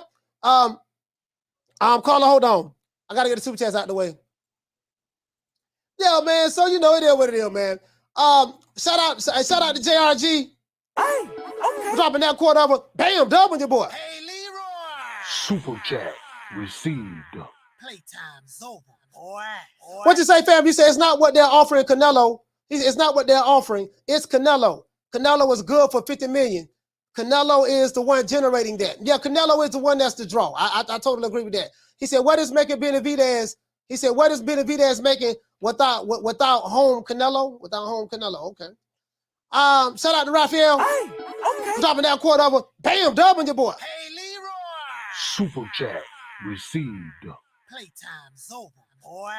Raphael said, Coach, happy today. He said, stay off the weed. See what they. Nah, I can't stay off the weed. I need it. Hey, I'm bipolar. You know I'm bipolar. And what else? I'm bipolar and I have ADD. Shout out to Two-Tone, the superstar, dropping that $2 super chat. He said, Canelo don't want to lose to another Mexican. See, that's what y'all niggas be talking. See, there y'all go, boy. There y'all go. There y'all go, Tone. Tone, you been a bad boy. You been scandalizing and dismerchifying Canelo and Devin Haney's name, Tone. I rebuke thee. I rebuke you in the name of Jesus. I rebuke you. Tone, you have been scandalizing and dismerchifying Canelo and Devin Haney's name. You've been displaying musty energy, and you should be ashamed of yourself. I'll call it. What's your name when you calling from? Adrian from LA. Adrian from LA. Talk to me, fam. All right, man. First of all, man, I love your show, and my mom loves your show too as well. My mom loves you, man. So check it out. So I'm getting at the Canelo thing. The reason why I say Canelo is that he's definitely ducking Benavidez is because, okay, if that $50 million is legit, which I believe it is, okay, right. Now, you think about it, Canelo's not going to be able to make that money fighting anybody else because that's the biggest fight. Actually, if that fight goes to pay-per-view, that'll be the biggest fight in boxing. That'll probably sell more than Spence and Crawford because of the Mexican-American fan base. I'm not Mexican myself. Yeah. And it'll sell because of that alone, right? And Eddie Hearn, he's been losing money from Canelo lately. Think about it, man. I mean, he spent Canelo big bucks. Ain't nobody going to watch him fight against John Ryder and this and that. You're not going to make the big pay-per-views. He's got to get the Benavidez fight. If he gets the Benavidez fight, that'll definitely do a million pay-per-views guaranteed right there. So for anybody to say he's not ducking, he's definitely ducking because nobody wants to see him fight Badu Jack. You know what I'm saying? I mean, come on, man. And if anybody say he's not ducking, he definitely ducking. The man been ducking. Definitely ducking, man. Hey, man, shout out to Adrian, man, LA. West Coast in the house, man. Killer Kelly, man. Yay. Y'all throw the W, man. Y'all throw the W up, man. Throw it up. I can't see y'all. Nigga, did you rep? Is anybody repping? I got a question to ask everybody in the chat. If you when you guys go to other boxing channels, I got one question to ask y'all. Do you rep the set? Does anybody repping the set? When y'all if I catch a nigga not repping, I'm gonna put your time out for 30 days. I am sick of hearing these bullshit Superman stories about the Wassa legendary Bruce Leroy catching bullets with his teeth. Catches bullets with his teeth? Nigga, please. Hey, caller, what's your name? Where you calling from? Ken from New York. Man, Ken from New York. Talk to me, fam. What's going on? I just want to talk about two things that subject you've been running around. The Devin Haney subject, from the Shakur Stevens' point of view, I think if he just activated the mandatory, that fight would have to be made and it'll go to a purse bid. So all that contract negotiation would just be null and void. I think the fight would go to a purse bid and somebody would pick it up. They don't got to go through Top Rank. They could go through any promoter, as far as I'm concerned. You know what I mean? That's true. He need to activate it. You hit the nail right on the head. Is there a reason? Okay, so let me ask you this. I don't mean to cut you off. But is there a reason why Shakur haven't activated the mandatory? How, if you are the mandatory, how are you going to say sign a contract when one, there is no contract, and two, you haven't even activated the mandatory in order to enforce the fight? Right. So my understanding is if they'll force the fight or they'll pull the belt. If the top break don't want to pick up the fight, they'll put it up to a first bid, and probably that guy from Britain will take the fight, or somebody else will take the fight. So it's up to Shakur. The ballpark's in Shakur. It's not really in Hanley's hands, it's in Shakur's hands. You know what I mean? But you know what, though? I think this is what I think, Cam. I think the people who saying Shakur, Devin Haney is ducking, they feel like that Devin Haney is the one that's supposed to walk up to the challenger and say, hey, look, you want to fight me? Okay, look, come on, let's make this fight happen. They feel like that it's up to the champion to make the fight happen with the challenger instead of the other way around. You know, you get for real, like, no, bro, for real. Like, a lot of these dudes, they feel like, well, he said he wanted to fight you. You should be doing everything in your power to go over there to him to make that fight. You know, but then they'll argue and say, well, the A side, you gotta acquiesce to what the A side says. Okay, well, if Devin Haney's the A side, you know, using that argument, and Canelo's the A side, using that argument, those A sides don't go try to make fights with challenges. It's the other way around. And I don't see anything that Shakur Stevenson is doing. Like you said, he hasn't activated a mandatory to fight Devin Haney, and he hasn't submitted a contract at all. His promoter hasn't. So right. Yeah. So he has to go up there, and he wants that fight before. You know, Haney's looking at his options. He might choose to go up. He might choose to go here. He might choose to go there. If Shakur wants that fight, he got to make it happen. You know what I'm saying? It's not up to Haney. Haney's looking at his options and seeing what's better for him. So if Shakur wants that fight, it's up to Shakur. Stop talking and let's get it popping. You know what I mean? So this is my point of view is on Shakur. So I don't know why anybody think Haney's ducking. Haney's just looking at his options. Yeah. And from what I'm gonna go to the WBC site, but I heard that I'm not sure, but I think Vasily Lomachenko is still ranked #1 with the WBC. I'm not sure, but if Vasily Lomachenko is still ranked #1, then there is the only one that can activate a mandatory, if there is one, is I would say maybe Vasily Lomachenko, because he's ranked #1. If that's the case, I'm gonna go confirm in this evening. I don't know where Shakur's ranked at, because you know there's so many like things over there. It's like this he has all 4 belts, so I guess you got somebody's ranked somewhere, somebody's ranked the other way. I think Shakur would be the next up with the line. I think, but you never know how they do. You know what I mean? It's kind of confusing the way boxing be. You know what I mean? Yeah, for sure. Hey, shout out to Cam from New York, man. Yes, sir, man. Big city, man. Yes, sir. Hey, shout out to Dr. Paul Evans, man, Larry Lopez, Big Sarge in the building. Shout out to RJ the legend. What's going on, baby boy? PBC Central. Let me go ahead and get the super chat. Let me get the super chats out of the way, man. Hold on. No, bro, it's a whole lot. I think you know the conclusion I've come to, guys. The word duck has been thrown around too loosely. I think a lot of stuff that people say is ducking, it ain't a lot of it ain't adding up to me. A lot of it is not adding up. Shout out to RJ. Hey, okay. For dropping that quarter over. Bam, dubbing your boy. Hey, Leroy. Super chat received. Playtime's over, boy. He said, "What's good, coach? Blue Blood Sports TV just posted that Canelo is in negotiation with Jermall Charlo at 168 in September." Hey, you know what? No, hey, listen, hey, RJ, check this out. But now I want to see that fight for Jermall Charlo. If Big Charlo can fight Canelo coming off of more than a 2-year layoff, because if they fight in September, that means Jermall Charlo is not going to fight anyone else until September. That means he would be out of the ring 27 months. That means he would have been out of the ring 27 months. So he fighting Canelo off a 27-month layoff. My question is, will the Jermall Charlo fans be cool with that? Where my dog Rick Timms at? Rick Timms, where Rick at? You know, if that's the case, if Canelo can land this fight with Jermall Charlo, will it satisfy the revolutionaries? Hey, guys, we got over 400 people in here, man, and less than 200 likes. Hey, we got to get the lights up, man. We got to get the lights up. Matter of fact, I'm gonna remove the phone line so we get lights. We got to get the lights up, man. We got over 200. We got over 400 people in here, less than 200 likes. We got to get lights. I need at least 100 more likes. So we need, hold on.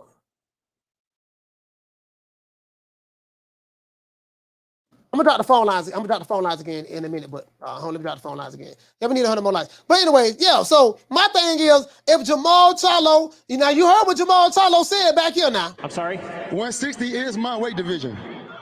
I want to unify. I want to get Golovkin in the ring. I want to bring him to Houston. You know what I'm saying? I want to get Canelo out here to Houston. If they really to come down to 160, this is my weight division. So now, if Jermall the Hitman Charlo were to fight the great Canelo, Saul Canelo Alvarez, if he was to fight him in September, will that satisfy the revolutionaries' argument that Canelo don't fight no slick black fighters? Is Jermall Charlo considered a slick black fighter? That would satisfy that. And 2, will they complain that Jermall is coming off a 27 months layoff by the time they get in the ring? I'm just asking. How you guys feel about that? How do you guys feel about that? Will that I'm just asking. Will that satisfy? Will that kill two birds with one stone? I'm fighting, he's fighting a slick black fighter, and he's fighting him on a. You know what I mean? I want to unify. Goddamn Jermall Charlo, I want to unify. Shout out to Jermall Charlo, man. Hey, listen, tell him to sign the contract. Who you think he is? DJ Quick? No, huh? No, I ain't saying Kid Capri? I didn't say that. Oh, you must be Jimmy Walker. Blue, you ain't nothing. You don't deserve nothing. You don't get nothing. You get what I give you. I got a contract between me and you that say you do what I tell you to do. Therefore, shut up. Don't say nothing. Don't speak to me. Don't look at me. I tell you something. Money, I just said. Blue, if I raise up, gonna be trouble. Trouble. I'm walking off.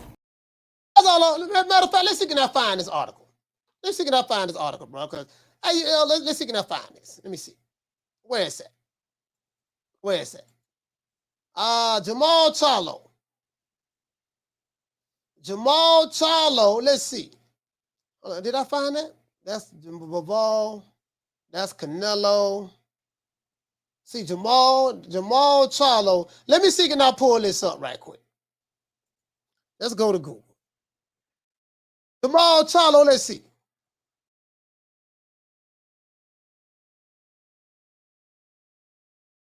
I'm gonna pull it up. I'm looking it up on Google right now. Okay, ESPN. 2 days. That is from 2 days ago now. Okay, shit, this a motherfucking man. Shit, motherfucking big Nello trying to fight Badou Jack. And let's see. Now I want to know now. I want to know like Joe now. I want to know. Will this make the revolutionaries happy? That's all I want to know. Will they be happy? Let's go right here, guys. Let's go right here. I want you guys to see this now. Now, this is according to Mike Coppinger. It say sources. Now, you guys know what sources mean. I told y'all what sources mean. I told you sources, right? It said Canelo Alvarez eyes Jermall Charlo and Badou Jack in next fight. I will get to the super chats. Bear with me, guys. I will get to the super chats. According to Mike Coppinger, Canelo Alvarez, boxing's top star, is planning his second fight of 2023, and 2 leading candidates have emerged. Sources tell ESPN, whoever those sources is, Jermall, the Hitman Charlo, and Badou Jack. If Benavidez can make 160, we can do it. If we can kind of catch weight in between 160 and 168, Benavidez is 100. All right. Now, Alvarez, the undisputed super middleweight champion of the world, and his trainer / manager, Eddie Reynoso, met with PBC founder Al Heyman last week in the Cleveland area. I be damn, boy, they met Al Heyman. God damn, boy, that was an Al Heyman sighting in Cleveland, Ohio, and doggone Eddie Reynoso and Canelo Alvarez, the two Mexicans, went to Cleveland, Ohio, and they met doggone the Invisible Man from Charlie's Angels, doggone Al Heyman. I work for Al Heyman, and I ain't met him yet. You just sit here, you don't know what I'm talking about? You guys know I do get my money on the back end. I get my money on the back end now, from Al. I'm on the PBC payroll, and guess what? I ain't met him yet. How the hell Canelo and Eddie Reynoso meet him before I meet him? True. That's a story that's another story for another day. We'll address that some other time. Now, it said they met Al Heyman last week. It said where a fall fight with the WBC middleweight title holder Jermall Charlo was discussed. Sources said Jermall Charlo, 33, haven't fought since June 2021. This man ain't fought in 2 years, and he's still a champion. True. Somebody please explain to me how in the hell a nigga can hold a belt for 2 years, not get stripped, don't have to fight no mandatories, nothing, and still be El Campeón. True. I'm just trying to figure that out. I'm just trying to figure that out. Anyways, hold on. I'm trying to figure that out. Like make that make sense. Shit, I'll call it, hold on. So now it says Charlo hasn't competed since in 2 years, basically, when he scored a unanimous decision against Juan Montiel. Juan Montiel was putting hands and foot on Jermall Charlo that fight. They say WBC President Mauricio Sulaiman said that last month that Jermall Charlo's inactivity is due to mental health. Hey, man, when Ryan Garcia can use the mental health card, it is what it is. And Tyson Fury can use it. Then Jermall Charlo can use it too. It says Charlo 32-0 with 22 knockouts is a former 154-pound title holder. Okay, all right, it is what it is. Caller, what's your name? Where you calling from? It's Captain Full G from Brooklyn, New York. Man, Captain Full G, man, Caps, what's going on, fam? Man, I ain't been on your channel, man, about 2 days. Man, I was on there about 2 days ago. Captain Full G, talk to me, fam. Oh, okay, so you know the AKA Honey Badger is Bud Crawford. You know that, right? Yeah. Yes, sir. I know what time it is. I know what time it is, man. Go ahead, talk to me. Yeah, but you know, you was talking about the activating the mandatory for Shakur Stevenson. I'm over here at boxing scene. I'm looking at Lomachenko, Devin. It's the WC. He's number one still, and in the WBO, Lomachenko is still number one, and in the IBF and the WBA, Shakur Stevenson is number 4 in the WBA and the IBF. So all this, it's like it's some blocking going on. Like, is somebody getting paid under the table? Because the last thing I know, when somebody loses, they drop down the rankings. And this guy, Lomachenko, is still number 1 in WBC and the WBO.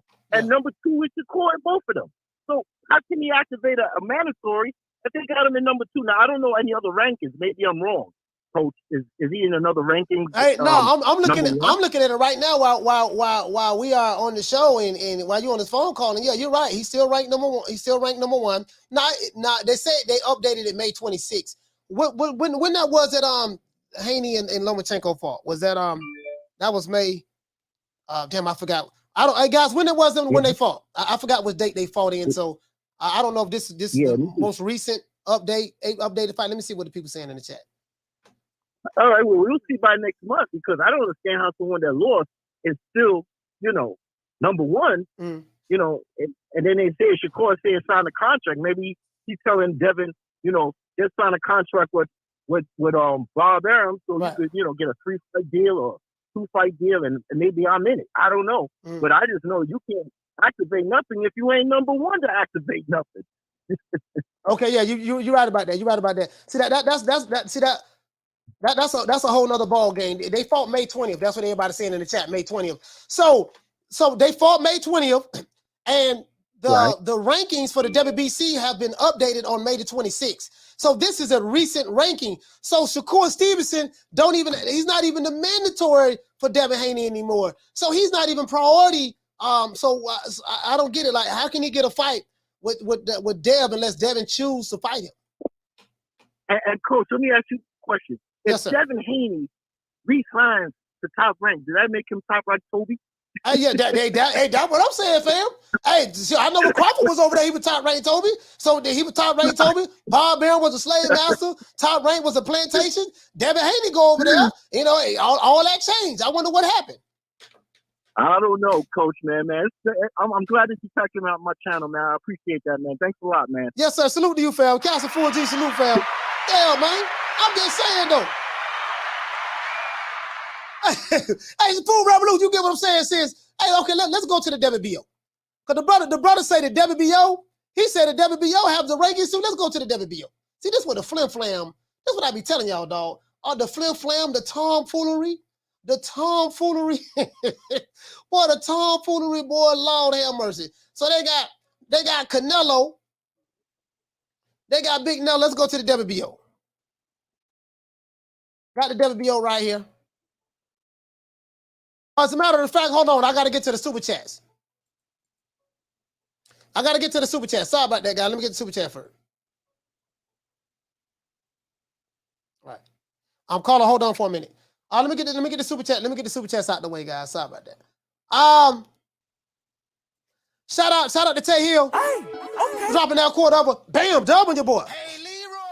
Super chat received. Playtime's over, boy. What to say, Tay? You say, Coach, if Canelo versus Charlo was a done deal, do you think it was the same PBC offer as Benavidez fight? I don't know. I have no idea. I have no idea of knowing that, fam. I don't know. No, we have to wait until they release it, man. To be fair, I really don't know. I really don't know. We'll see how it works out. Let's give it a couple of weeks to see what happens. I'm calling. What's your name? Where you calling from? Hey, Slim, what's good with you, Mo? Man, Rob, boy, talk to me, fam. Man, what I keep telling you, man, you need to create some goddamn aptitude test for motherfuckers who call in.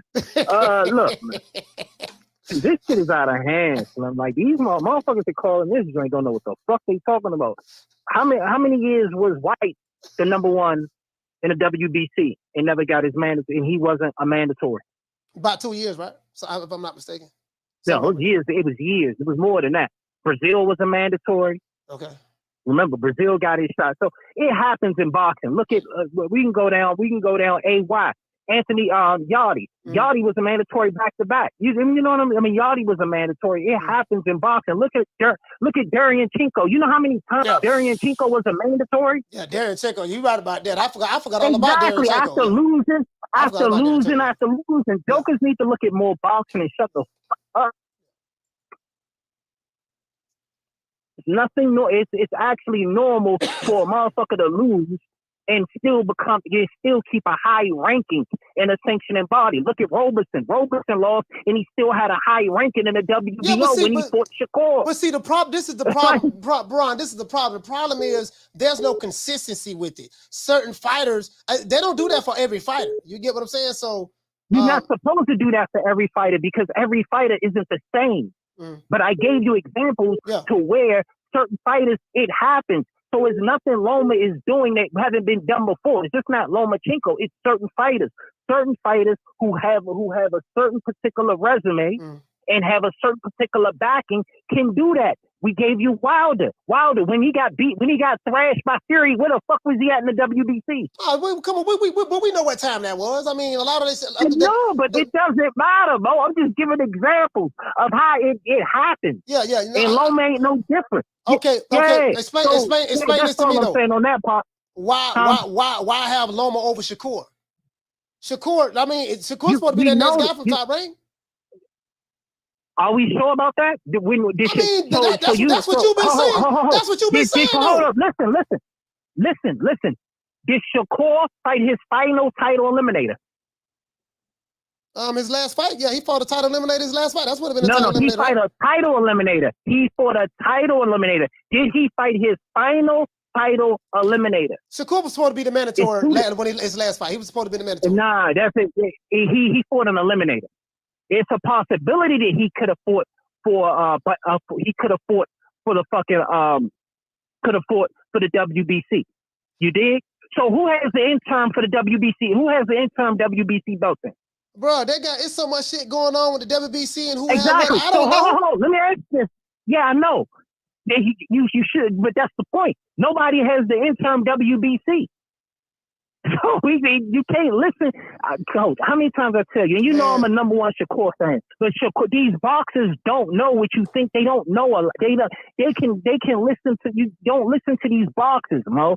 They don't know everything. They just say Shakur is doing his job. Shakur's job is to build up a Devin Haney fight. Shakur knows it was a 95% chance that he wasn't fighting Haney. But you know what Shakur can do is talk that shit. So when they do fight at 40 and 47, the fight will be a mega fight. So if Shakur's going to sit here and say that Haney is ducking him, then Shakur duck Navarrete. So are we gonna go? So every fighter that vacates the belt because they can't make weight is a duck now. Is that what we want to do? We want to play this? We gonna do this shit? So let me ask you a question. Prior to when Devin Haney fought Lomachenko, who was the number one guy in the WBC? Who was the number one guy in the WBC? Yes. The number one guy in the WBC was actually, I thought it should have been either Loma or Isaac Cruz, right? No. Lomachenko in the WBC when Lomachenko fought Devin Haney, Shakur Stevenson was the number one guy. Yeah, Shakur was number one, but I thought you were saying prior to when Loma, before they even announced the fight, because from my understanding, from what I remember, it was Loma, Shakur, it was Loma, Isaac Cruz. And it could have been we missing somebody actually. But my point is he was number one. Now he's no longer number one anymore because of the now politics he's number of the one. sanction about it. Right, yeah, he's number one. And then the whole point is it's been times where the motherfuckers have jumped people in the rankings based off their resume. Look what happened to Machado and fucking Reggie Davis. Machado was supposed to be the super champion. Right? Mm-hmm. And what happened? They stripped him from the super and gave it to Reggie because of who? Backing and who he's been fighting. You see how that works? Okay, so let's get to a conclusion. It happens, Mo. I'm not saying it don't happen. I don't think you listen. Yeah. We're not saying it don't happen. What I'm saying is the problem is it is happening. That's the problem. The thing is the sanctioning bodies. One thing about the WBC, they are consistent at being inconsistent. That's what they do. No, like Shakur Stevenson was ranked number 1. And Lomachenko loses to Devin Haney, and then the next thing you know, Shakur Stevenson is kicked back from number 1 to number 2, and now Lomachenko, the guy who lost to Devin Haney, is ranked number 1. And like, you get what I'm saying? So it's like, bro, so riddle me this, Mo. Yeah, so let's answer this. Are we sure the WBC is up next? Did anybody confirm that the WBC is up next? That ain't the point. I mean, I'm not tripping on any No, of it that. is the point because it doesn't. I got you, but that sort of is the point. You can't say you mandated the fight for all the belts if we're not even we're not even sure that the WBC is next. Are we sure it's not the IBF? Are we sure it's not the WBA? Bro, I don't know. Listen, No, I don't know what's next as it relates to sanctioning bodies. I'm not an expert when it comes to the sanctioning bodies. All I'm saying is, anywhere there's confusion, there's an issue. As when it comes to the sanctioning bodies, there's a bunch of confusion as it relates to what's going on. And so you know what should happen? Now go ahead. And you know what should happen? Is what I said before when I first called is they need to order a final title eliminator, not an eliminator. It's two different things. You have a final title eliminator in the WBC to who has the interim belt. That's how it should be done. But as far as people getting upset that Loma jumped Shakur, it happens, Mo. Like I said, and you know I'm number 1 Shakur fan, but Shakur is doing his job. His job is to talk that shit. So when it's time to really throw them hands, it'll be a big fight. But we can't sit here and say Loma did something wrong, or you can't sit here and say a motherfucker is a duck because he can't make weight no more. And we got to go down the history of boxers who can't make weight. But I'm saying, who said that? I'm not saying. No, I'm talking about dudes who called in. That's what. No, I'm saying you. I'm talking about the dudes who called in. That's why I called in and said you need to do a altitude test for motherfuckers who called in. That's what I was saying.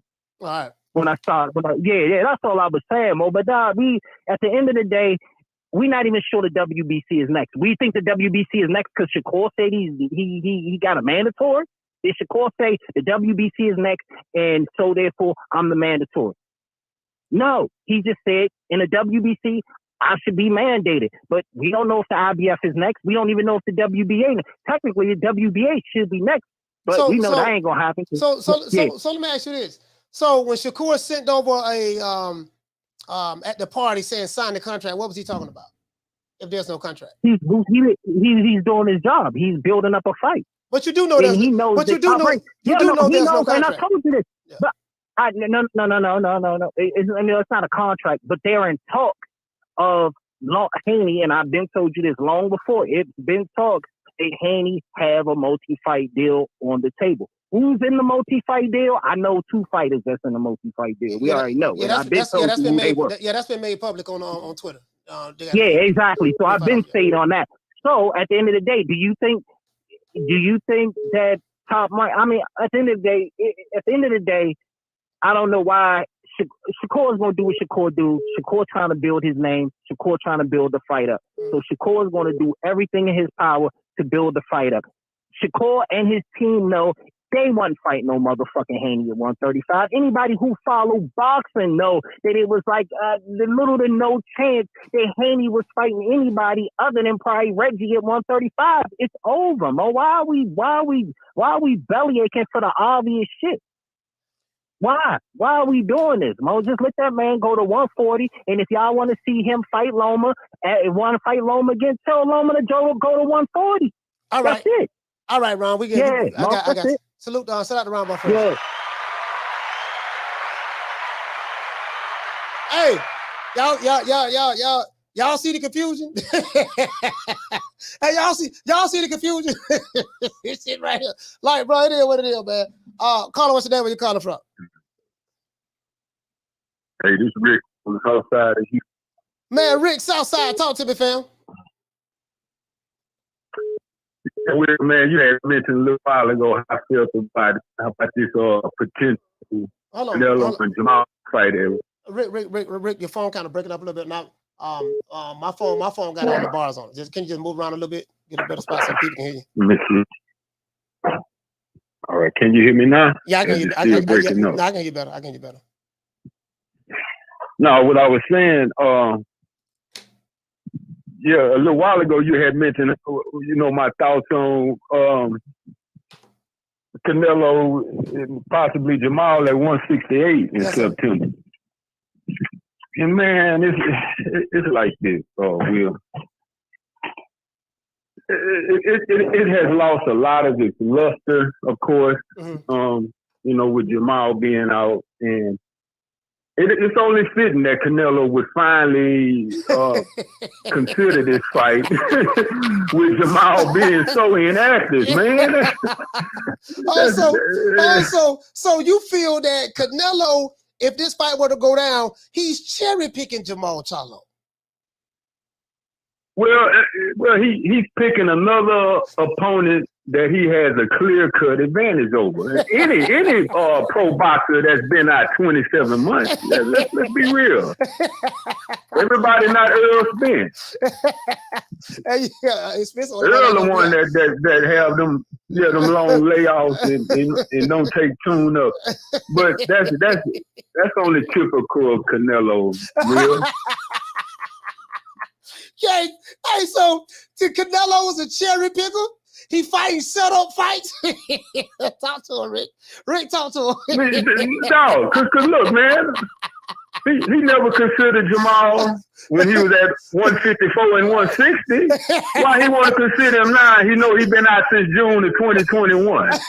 That's punk shit, Will. Let's call a spade, dog. Now this bitch wanna say Jermall's name when he know the man been inactive over 2 years. Know the man been having these mental goddamn issues. Had that woman, he had his high school sweetheart, and they go through situations. Dog, man, that's sad. Canelo think he's slick. He wanna pick on the brother man now knowing the man coming off a 20-something month layoff. You know he going through the divorce. You know he had mental health issues. Now he want to pick the man. When he was at 154, he ducked him. And then when middleweight, he ducked him. You know what I mean? Yeah. And look, and then about him not being stripped. Let me address that, Will. Yes, sir. Go ahead. About the WBC not stripping him of that belt. Hey, man, it's bullshit. He should have been stripped a long time ago, But damn it, if Suleiman can show favoritism and allow Canelo all these leeways and loopholes, well, shit, it can work for Jermall too. Goddamn. So shit, if he gonna let Canelo run wild, shit, he can pump his brakes on the brother man. Shit. Fuck Canelo and Suleiman, dog. For real. Hey, shout out to Rick, man. Southside stand up, man. Shout out to Southside stand up. Salute, fam. Hey. But I know one thing about Rick now. Rick consistent. Rick gonna rep. Hey, shout out to Reggie. Hey, okay. I'm for dropping that quarter over. Bam, done with your boy. Hey, Leroy. Hey, Super chat. Receive. Shit, Rick. Playtime's over, boy. Shit, Rick gonna rep. Rick gonna let it be known. Rick, nigga, did you rep? Yeah, nigga, fuck Canelo. Nigga been ducking. He would have cherry picked Jermall Charlo now. Know the man going through personal issues. He ain't fought since 72. Now he want to pick him. Caller, what's your name? You calling from? What's up, Coach? It's inevitable. D-Block, D-Town, D-City, D-Ville, Baltimore. Hey, D-Block, hold on. Let me get this super chat out the way. Shout out to Reggie Leroy. He said Roller got knocked out in his next fight, a title fight. Man, yeah, this what I'm saying, bro. Like, there's not like it's a blueprint to how things happen in boxing, especially as it relates to the sanctioning bodies. We know, hey, Reggie, we know what's going on, fam. We can't figure this shit out. You know what I mean? Because the one thing about these sanctioning bodies, they are consistent at being inconsistent. I mean, that's just the reality of the situation, fam. Shout out to right-handed downtown Brooklyn, dropping that $2 super chat. He said Haney and Canelo are both ducks. All right, shout out to D-Block. Talk to me. Now, we talking about what Rick said. I want to get back to what Rick was saying. So you telling me after all these years I've been calling in, After all this time I've been calling in, after all this dialogue you got going on with slick black fighters, Canelo never fought slick black fighters. He ain't never gonna pick him. He's scared of Charlo. Can we put that shit to rest now, Coach? I mean, can we put a grave on that shit? Can we stick a fork to it now? Because that when we look at this, the way Rick's coming, he look like he's scared. He's scared for his man. He's scared because he knows his man never had the heart to fight Canelo Alvarez, the main man, the main cheese. You know who it be, the king of the ring. And now he want to come out and say, well, you know, he been struggling through depression. He been struggling through women. He been struggling through everything. Give him a chance, man. Why you got to put him in there with a lion? Come on, man. I thought he was a lion. I don't think you understand what Rick is saying.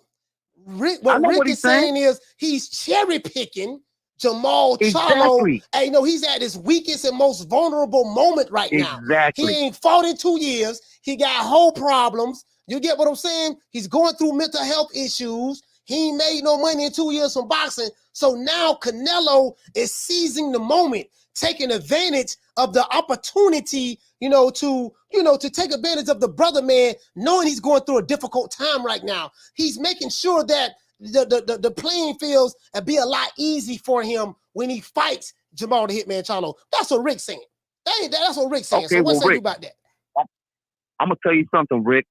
When Sugar Ray Leonard was out the ring for a long time, he took on Marvin Hagler. When Hagler fought, 3 years, yeah. You make a point now. You make a point now. Hell yeah. Ray Leonard was out about 3 years. Yeah. I'm gonna let him know right here, Rick, Houston. You know what's up, Southside, because it's West Side right here, baby. 75 all day. All right? Don't play with you, Rick. You know what's up. So I'm going to tell you right now in your face, I'm scared for my man, a real G, a real line. When Sugar Ray Leonard came back to the ring, he was out for 3.5 years, okay, with an eye injury, okay? Hagler fought Mugabe, and they thought Mugabe was going to murder him, okay? Yeah, and look what happened. They did. Yeah. Sugar Ray winning that fight without even ever fighting at the middleweight division like that. Fighting the top dog, the main man. He had a heart. Sugar Ray believed in himself. Yeah. He believed in who he was. There was no excuses like we talking about right now with Rick. Saying, come on, not my man. So that tells you how Rick respects Charlo. Just like when you a champion and you got the heart of a lion, you got a heart of a champion, and no matter what they say, you're going to go in there and do what you got to do. Right. All right, Rick? You hear me, Rick? So that's what I got to say with that, Coach. I'm going to put that there and let you say what's up. D-Block, D-Town, D-City, D-Ville. Shout out D-Block. Shout out D-Block. Listen, man. Hey, now he do make a valid point now. Sugar Ray was able to overcome adversity. He stayed retired. Now, I did have Hagler winning that fight. Oh, you on hold? Dang, somebody on hold. Dang, sorry about that. Man. Somebody on hold. I ain't even realize that, man. Thank you for telling me, somebody. Caller, what's your name? Where you calling from? So it's just Mo Easy, baby. Mo Easy, what's going on, sis? What's happening? you know I subscribe. You know I subscribe to your channel. Really? Yeah, I subscribed yesterday. I left a comment on one of your videos. Oh, thank you. Where you calling from? From the crib, Florida. Oh yeah, that's right. You from South Florida. Yeah, you Broward. Yeah, Broward. Okay, talk to me, sis. Yeah. I just want to say, like, I just started watching your lives in the past month or whatnot, and I just started watching really like boxing, getting into boxing. But I do feel like I told you I had went to the Mayweather fight, right? Right. Yeah. Okay, so it's I just want to say with the Shakur and Haney fight, I think that'll be a good matchup. I watched a little bit of Shakur fights and stuff, and I think that'll be a good fight. Carmelo, I haven't really watched too much of Carmelo, but just hearing with him and Benavidez, I think, where everybody's saying that'll be a good fight. I think that'll be a good fight. I did watch the T.O. fight and Josh Taylor fight last weekend. Yeah. T.O. was kind of spanking him. He was putting them paws on him. So yeah, he put the paws on. He was now. He surprised me. Yeah, he was spanking him though. He did, and I was like, dang, because I started to bet with what you was betting with Josh Taylor, but I didn't know, so I wasn't familiar with the fighters until I actually saw the fight myself. So I mean, it's a good experience just to listen and just be more educated on the fighters and just boxing alone, because I mean, just as a little kid growing up watching Tyson and the rest of them boys, Ray Allen and stuff like that, you know, that was like back then. You can only, you know, say that was like real good fights. So I mean, me getting back into like boxing, is very interesting, and I'm glad that I found your platform, coach, and I just been like a supporter ever since. Hey, Moise, I appreciate that. We kind of different. We talk boxing. We talk a lot of stuff over here. We keep it live. We keep it very energetic. We got a good audience, so I really appreciate you, sis, for just checking me out. I really appreciate that. You know, Broward County, stand up. Of course. So I'm just taking that time because I got a little 15-minute break. I'm a little late, but I was just like, man, I'm going to stay on hold because I got to talk to Coach for the day. I just have to. Okay. All right. Well, listen, I don't want you to get in trouble at work, but I'm always thank you for calling the show. I appreciate you. All right. Love you, Coach. All right. We got love you too, sis. Yeah, man. You know, see, that's what it's all about, man. It's about the people. See, this ain't about me. It's about the people, man. And we got a community over here. We got a good community over here. You get what I'm saying? And we try to keep it live. We try to make it do what it do. Shout out to Food Revolution. Hey, okay. For dropping that quarter over. Bam, dub on your boy. Hey, Leroy. It's about the people, man. Super chat. We do this for the people. Playtime's over, boy. We got another call, man. The phone lines is hot today. God damn, boy. Shit, I can't. The goddamn phone lines is on fire right now. Hold on, guys. Hold on. Let the caller know. All right, caller, hold on. Let me get the super chats. I gotta get the super chats out the way, man. God damn, boy, the phone lines is what we say in Florida. It's on fire. It's on fire right now.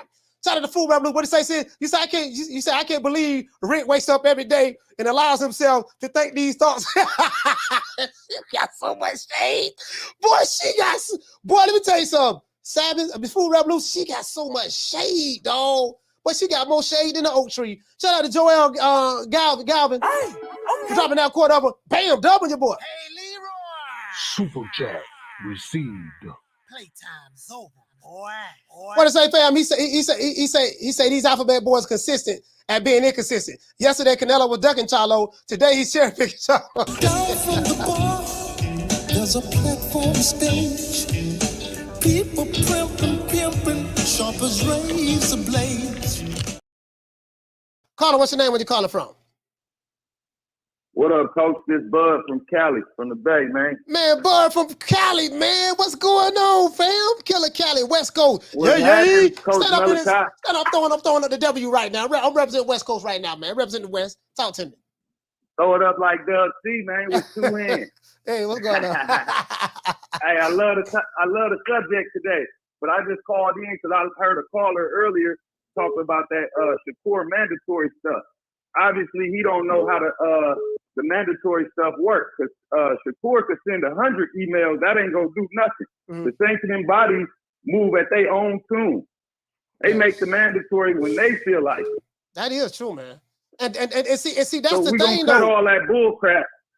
Yeah, that's the thing, though. That's Go the ahead, thing, though. No, I'm saying that's the thing, though. But like, there's not like, well, everybody should know this. You should know how they work and how this works. No, they're not consistent. They're consistent at being inconsistent. They do certain things for certain fighters, and other fighters, you know, they do different things. So when you have someone that they supposed to have rules, but their rules they change on the fly.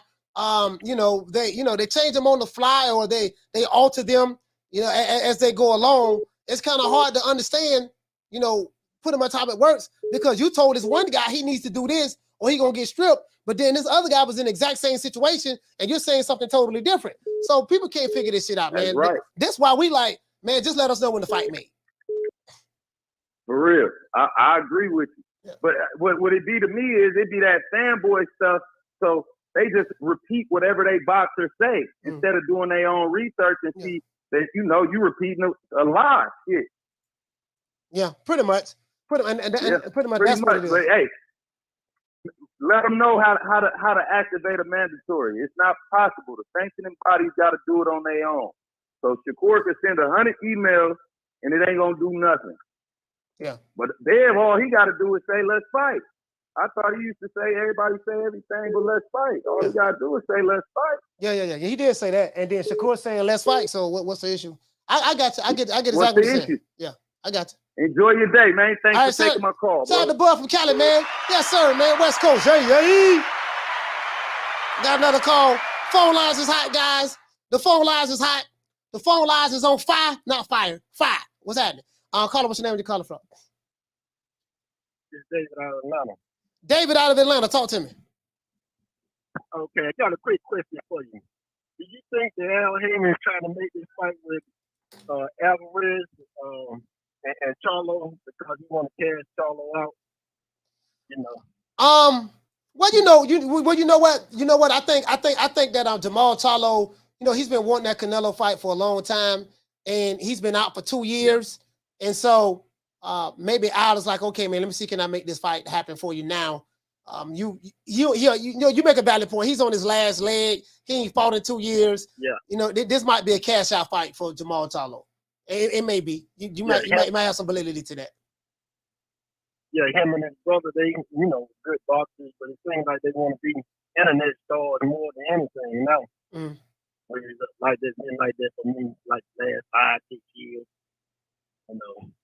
Coming too much for problems. They ain't really making no money off of them for real. So I think they just want to just cash them out and move on to some young talent.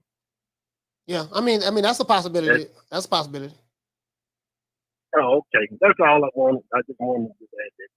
All right, shout out to Dave from Atlanta. ATL, stand up. ATL.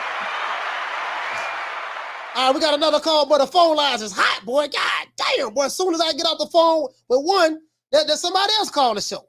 Caller, what's your name? Where you calling from? What's up, Coach? This is Coach Eddie from the ATL. Man, Coach Eddie from the ATL. ATL representing today, man. Yeah. Talk to me. Yes, sir. First of all, today my birthday. I'm gonna have a birthday to myself. Oh, today. And then when you said something. Oh, today your birthday? Go ahead, Coach. No, today your birthday? Yes, sir. All right. Yes, it is. Okay. Yeah. Yes, sir. And now when you said something about Canelo, I'm the Charleston White of Canelo. I hate Canelo. I hate everything about him. I hold everything bad in life happened to him. I can't stand it. Hey, I hate Canelo. I'm the dude for Menace. I'm the dude from Menace to Society eating the banana on Canelo. I'm David Chappelle on Chappelle Show. Haters Ball. I hate Canelo. He's a fraud, Coach. He's ducking. But this ball been taking the easy matches. Fight another ball. I'm the Charleston White of the Canelo. Everything. I'm right now. But when Canelo lost, I was celebrating like Charleston White when Boosie went to jail. That's how I was acting when he lost. I was calling everybody. Hey, Boosie out? Is Boosie out of jail or he still in there? I don't know if he out of jail. I know Charleston White went in though. That boy went.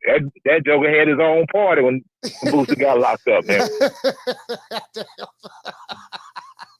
Okay, so now that Canelo, if he fights Jermall Charlo, would that make you happy? He's fighting a slick black fighter. Hey, I can't knock him. That's how he been moving his whole career. So hey, I let him go ahead. Hey, ain't no sense in changing up now. You might as well keep doing what you've been doing. It's been working for you. It's been working for him. I ain't mad at it. I ain't mad at him at all. That's how he moves, man. He gonna wait till he either gonna wait till you old. He gonna wait till you washed up. He gonna wait find some way to make sure he got the advantage. He gonna pull out a Mir Khan. He gonna pull out. Look at the man career, man. Mir Khan, old Shane Mosley, old Miguel Cotto. They thought Mayweather was old. Mayweather went tucked into school. I mean, every close fight, he always got the benefit of the doubt.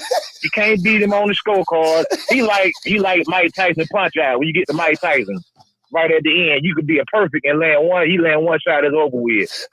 I just ain't got no love for Canelo, man. He can go ahead and retire for I'm concerned. I don't get excited when he fights. He make my stomach hurt. I can't stand him. I want him out of the business today, Coach. I want him gone. I want him to have a bike accident. I want him to break his ankle. I want him to twist his ankle playing 3-on-3, 21. I want him to blow a knee out. I want him out of there, Coach. But if he get Jermall Charlo an opportunity, Jermall get a chance to become undisputed at 168. You don't want to see that fight? I want to see it. I hope Jermall dog walk him. I hope he beat him like he stole something. I want anybody who fight Canelo. I'm with them. I don't care who it is. He could be my worst enemy. If they fight Canelo, I'm supporting them. I want Canelo out the business. I want him gone. All right. Shout out to Coach Eddie, man. ATL stand up. Well, God damn, boy. Hey, you know what? Hey, hold on, man. Hey, we need a station identification break. Boy, that came hot. That came kind of hot right there, man. Coach Malachi Williams, man, Team Freeway Boxing, man. You know, it came, you know, we are the official podcast, the Team Freeway Boxing, but it's kind of hot, man. Lil Boosie went to jail, he in the feds. Shout out to Lil Boosie, man, and shout out to Tone, man. Shout out to Tone, man. This dude on this video named Tone. Shout out to Boosie, man. Boosie went to jail. They say the feds got him. We're gonna do this one for Boosie. I know I'm gonna get this money.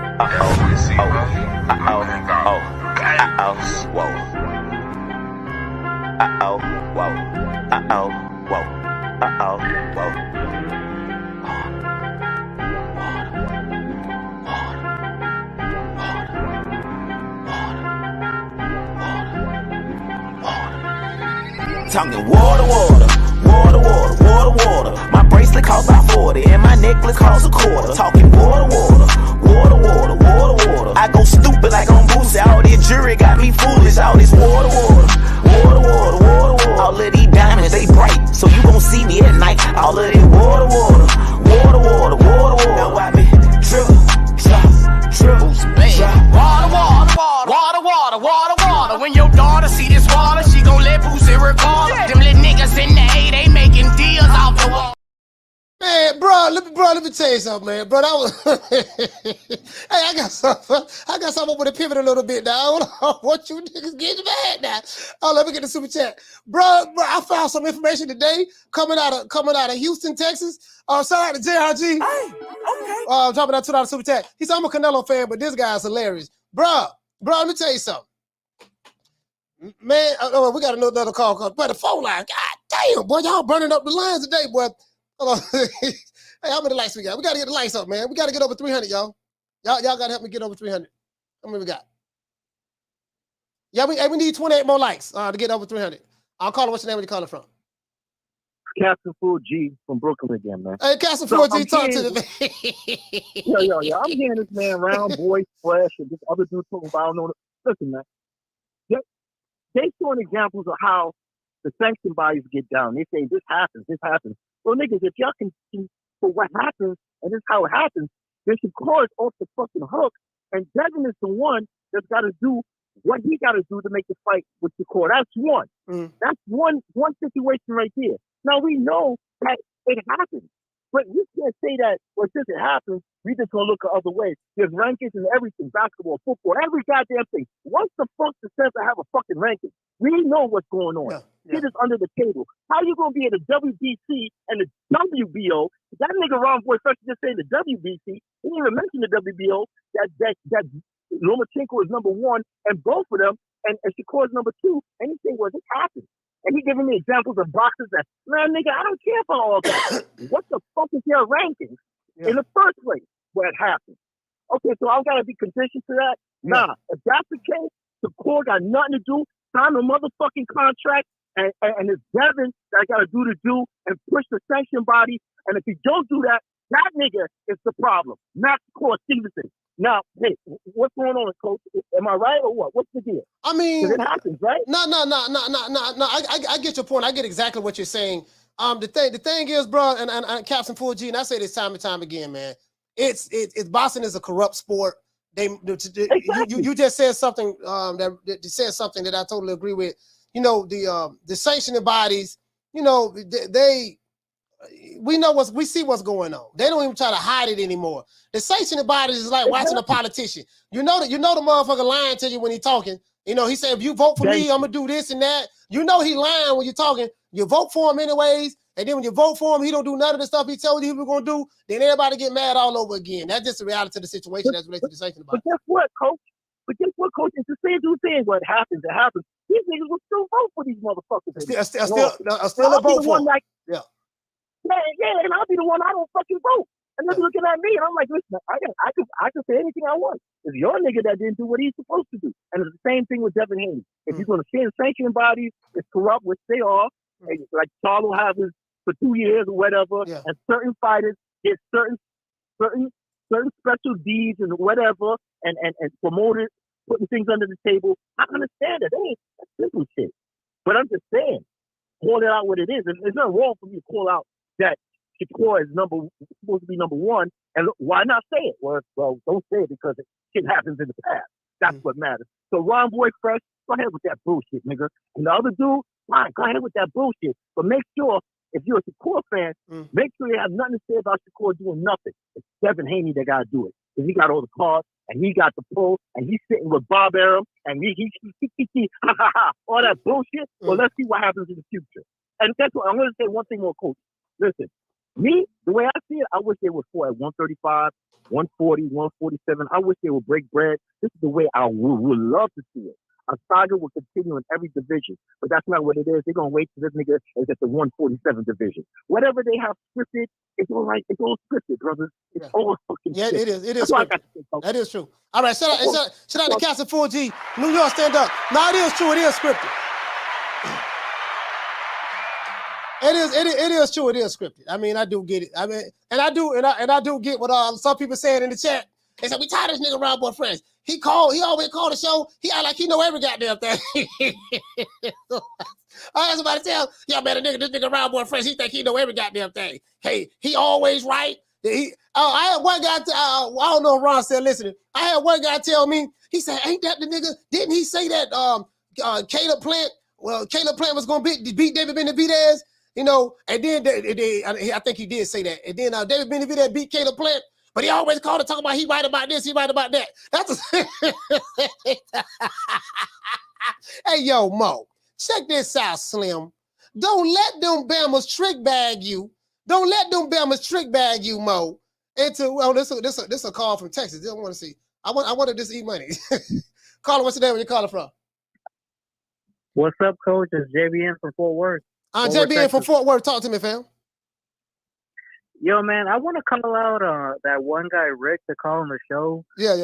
Him and his dumbass saying that Canelo waited for Jermall Charlo to be retired or 2 years off. Didn't they offer him the fight like about a year ago? And his brother confirmed it. De La Hoya confirmed it. And that was more than a year ago. And his team. That was more than that. They've been offering years ago, yeah. So they've been offering that fight to Charlo, but his team keeps rejecting it. I don't know if it's him or his team, but somebody's rejecting it. And then also, man, like I really do hope that fight happens, Canelo versus Charlo, because I just want to see Charlo get knocked the fuck out, man. Yeah, but how do you feel? Okay, but how do you feel about this now? Okay, let's say that, and I pulled the article up. I actually have the article right here. Let's say that Al Haymon were to be able to work out a deal with Eder Reynoso and Canelo for him to fight Jermall Charlo next. More than likely, that'll probably be with the PBC and Showtime. How do you feel about that? Because some of the callers who called here are now complaining about that. And Coach Eddie say, that's what he do. He wait till you're old, washed up, you know, almost retired, haven't fought in a long time. Right. He looking for every advantage he can get. And then Rick from Houston, Texas, he said the same thing. That's what and we don't want that fight. He gonna wait to Jermall. He been out 2 years. Now he want to fight him now. So it's like he ducked him. They say he ducked him years ago, but now Jermall has an opportunity to get the bag to fight Canelo. Now some of the supporters are saying, well, we don't want to see that fight. Canelo cherry picking. Do you feel like Jermall Charlo was a cherry pick for Canelo if he fight him at this point? Hey, man, honestly, I always thought he was the weakest link out of every opponent. Out of Andrade, out of Billy Joe Saunders, Caleb Smith, Caleb Plant, Dimitri, he was always the weakest link. This dude ain't shit. He went life and death with a taco stand driver, bro. My local taco stand driver, my local Uber driver. I went to Starbucks. I went to Starbucks yesterday, and the guy who gave me my coffee, he told me he was fighting Jermall Charlo. Like, bro, he was always meant to get knocked the fuck out because this dude is the weakest link, especially at 168. He has no. I don't think he has power at 168 because you see at 160 all the knockout stops. He hasn't knocked out anybody. He's going life and death with these bombs. So and then I kill that narrative. I kill the narrative by remembering everybody that he offered the fight to Charlo before. So it's not like he waited till this time to offer him the fight. he's been offering him the fight before, and it's not Canelo's fault that this guy has wasted his career fighting bums and he's been active. What, Canelo's controlling careers now? He's Charlo's manager. He's telling him to be inactive. He's telling him to fight bums. Yo, man, that's his fault. That's not Canelo's fault. All right, man. Shout out to JB. Go ahead, Phil. Go ahead. I'm let you wrap Yo, up. Canelo, he's gonna knock him out, and he's gonna knock out David Benavidez out. I also think that offer from Samson Lewkowicz was bullshit. Samson Lewkowicz has been ruining David's career. He ruined the Caleb Plant fight. He ruined the Demetrius Andrade fight by saying they want $10 million. He ruined the Caleb Plant fight by over marinating. He's been killing David Benavidez' career, and everybody keeps supporting these bums. That's all I gotta say. Hey, shout out to JB. Boy, Texas ain't playing. Shout out to Thugger D. Thugger D, what's going on, fam? Hey, he said Charlo made easy work at Darenchenko while Triple G struggled. Nah, you know what? Southpaw Killer, nah, he ain't made no easy work at Darenchenko. That was a tough fight. That was a tough fight. I'm not gonna lie. I mean, Charlo won the fight, in my opinion, but you know, that was a tough fight with him and Darenchenko. Shout out to hold on, I gotta get the super chat out of the way. Shout out to JRG dropping out $2 super chat. He said I'm a Canelo fan, but this guy's hilarious. And shout out to Ali Maddox dropping out $2 super chat. He said that cat got me and Myron beat for the number one Canelo Duck for the number one Duck Yellow hater. Yeah, cause Myron say, bro, I've been hearing passion in people's voice. It's like, bro, when they talk about hating Canelo, but this sounds like I've been hearing the passion, the vigor. He said, I can't stand him. I hope he blow his knee out. You know, I hope he get the motorcycle accident. You know, I can't, I don't like him. You know, I don't like his hair. You know, I don't like the letter C in his name. I don't like his baby mama. You know, I don't like the fact that he got the belt, you know. Bro, like, this shit, what this shit is, hey, this, what, and then JD is saying, you know, he said Jermall Charlo was the weakest link out of all of them. The man a bum. He ain't fought nobody. This bum is taking the easy matches. Ain't another bum. He went life and death. He went life and death for one more time. Now, I am the number one contender. I'm tired of James the Poodle, Grim Reaper, whatever he wanted to call himself, ducking me. All right, I'm tired of man driving around town in 8 Rolls Royces. He ain't fought nobody. I'm still in a bro-hand. God damn it. He said the motherfucker ducking. That's the problem. He ducking. That's all Canelo do. Duck. Get out while you can. Don't get a sucker no statue. Give him guts. I don't get it, man. Man, Jermall Charlo got an opportunity to fight Big Nello. Now they feel like Jermall Charlo is a cherry pick. Jermall, hey, Carter, what's your name? Where you calling from? What's up, Coach? It's inevitable. D-Block, D-Town, D-City, D-Ville, Baltimore. Thanks. D-Block, man, talk to me, man. Why Canelo, hold on, I'm glad you called. Tell me why Canelo cherry picking Jermall to hit me and Charlo. It ain't no cherry pick. It ain't no cherry pick. I don't know why they coming out with this cherry pick. Ain't no cherry pick, huh? Ain't these the same fans? Ain't these the same Rick Kens?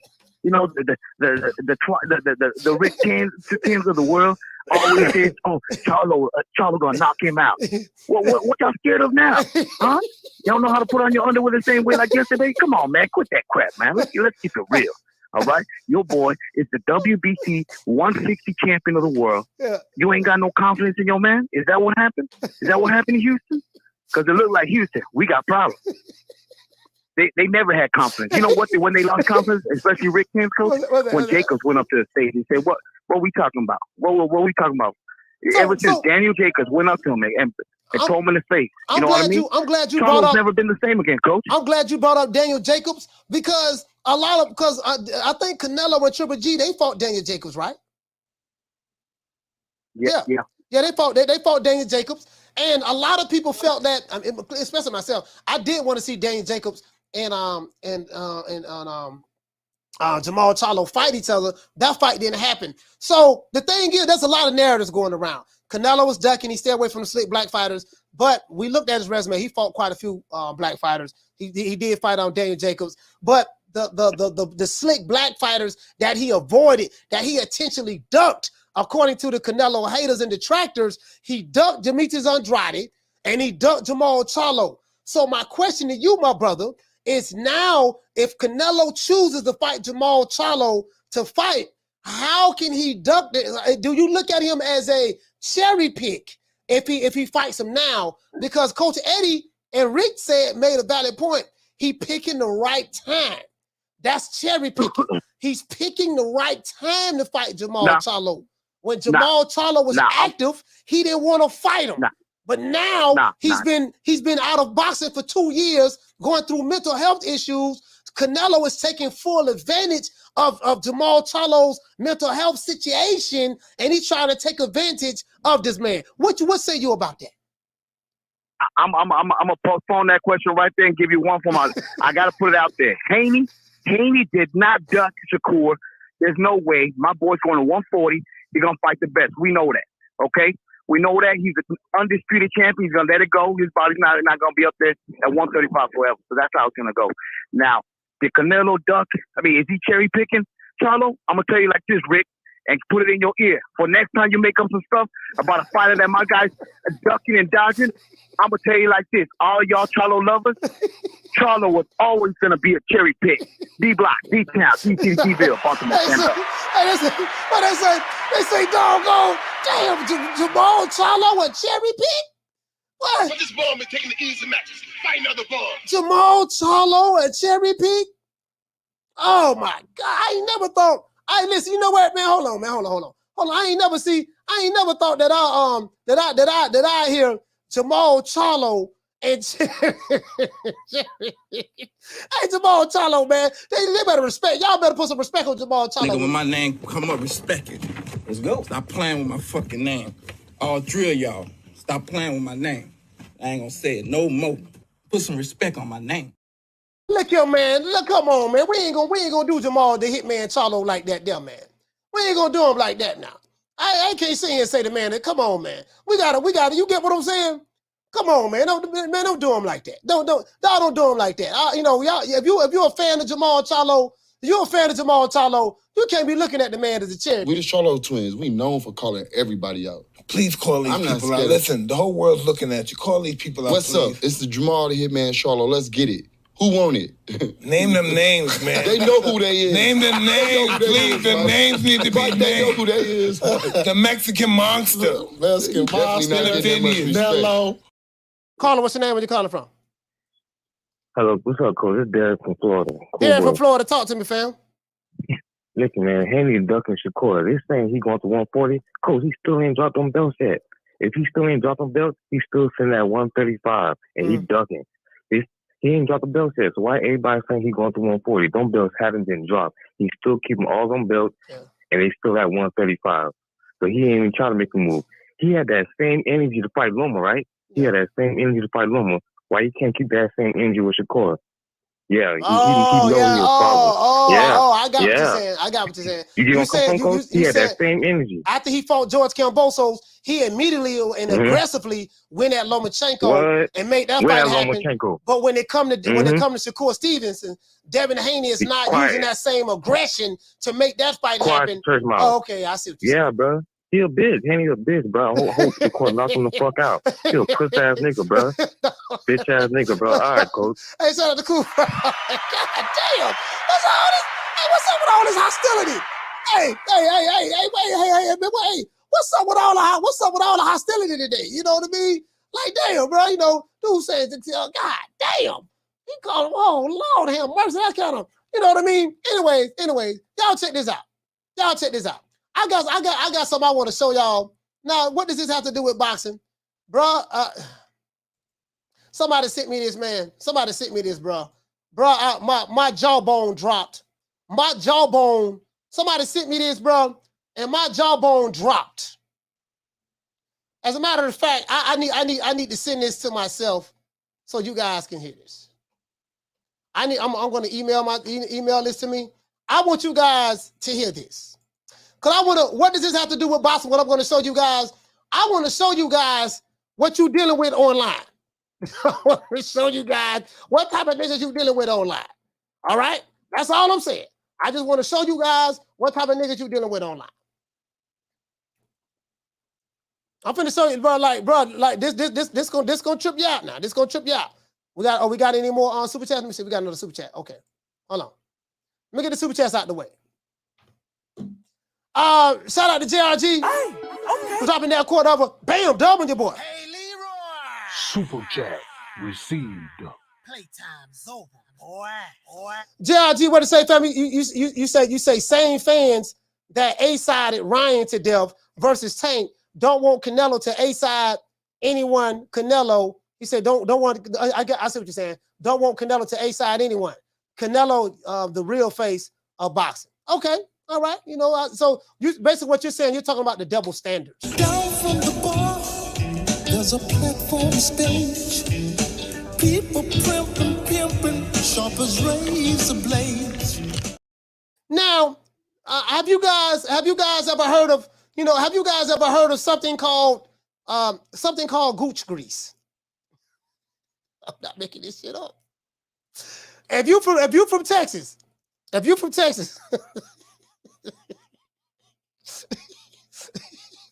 got a question to ask you guys, right? Because I think this out of Houston. Have you guys ever heard of something called gooch grease? I can't make this up. Somebody sent me this here. I'm going to show it to you guys right now.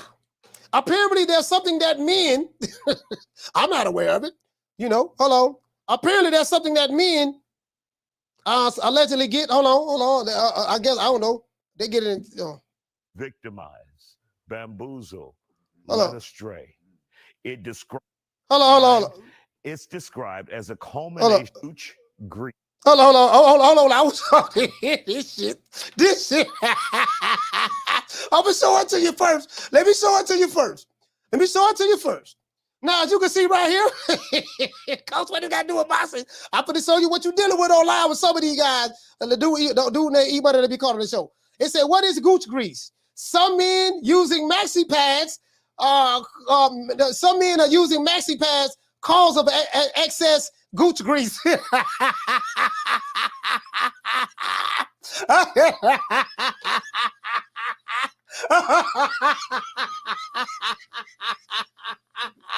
I can't make this up. I swear I can't make this up. I ain't making it up, no. I swear, dog. Y'all know I come with the receipts. Man. They got niggas wearing maxi pads. Hold on. I ain't finished. Oh, I'm not finished. Y'all think I'm capping? One thing about me. I was like, what the hell is that? And after Google, I couldn't eat anymore. It's a male hygiene problem or issue called gooch grease. I was like, what the hell is that? And after Googling it, I was bothered. Victimize, bamboozle, led astray. It's described as a culmination of lint, sweat, and dried up pieces of feces between a man's butt and balls. First of all, who are these men? This out of Houston. Some men, according to some reports, they now have to use women's maxi pads to stop the mixture from messing up their underwear. It's a mixture now. Let's get into this. Joining me to talk about it, Steph Schaffner, influencer, Bevan Bigger. Now this Fox 26 News personality, KG Smooth. Well, no, I think this out of, bro. I swear to God, this out of Houston, dog. This out of Texas. Barry, hold on, see. This out of Texas. I don't know bro, what to do. Fox 26. I swear to God, this out of Texas, dog. I couldn't believe it. It's clean. You did a good job today. Bruh. No. So, Barry, have you ever heard niggas wearing maxi pads now? Not really. I haven't heard of it by that name, but there's some foul dudes out there for real. You know what I mean? Bro, it's kind of disgusting. I will say. Hey, bro, I ain't gonna start over. Bro, I swear, bro, I can't make this shit up, bro. I can't make this up. True. Bro, somebody sent this to me. Fox 26 News. Somebody sent this to me. Bro, I was blown, my nigga. I was blown. I was like, nigga, what? What? That men, hold on, look at this shit. Look at this. These the type of niggas y'all be arguing with online. True. True. These are the type of niggas y'all be arguing with online. The ones from the Alphabet Boys, the ones from the Whole Monies, the Doodoo Browns, the Seagulls, the fact that these are the type of niggas y'all be arguing with online. The one be talking about sign the contract, 60, 40, 70, 30, 80, 20. The ones that be talking about you better not come to the fight. When they see I'm gonna pull up, this and that. This who y'all be arguing with. True. These are niggas that be calling me, threatening me, calling me coon, this and that. Niggas wearing maxi pads. True. Let me tell you something. Let me tell you something. A nigga wearing a maxi pad ain't gonna whoop me doing the goddamn thing. Listen. I refuse. I don't give a damn. Hey, what it say, though, Rick? You say that's my guy, Isaiah Carey. Oh, you know who it is. Isaiah Carey, he say news reporter for Fox 26 News. He say this isn't a Houston thing, Will. He just reported on it. Oh, okay. He said he has a viral video from years back when he was reporting on reporting in a rural area, cursing. Oh, that's the dude where all the flies and stuff was flying in his face, and he went to cursing and slapping himself. Oh, I didn't know that's who it is. God damn, what the fuck is? Bro, I ain't never heard of Gooch Grease. What is that? My nigga, what is?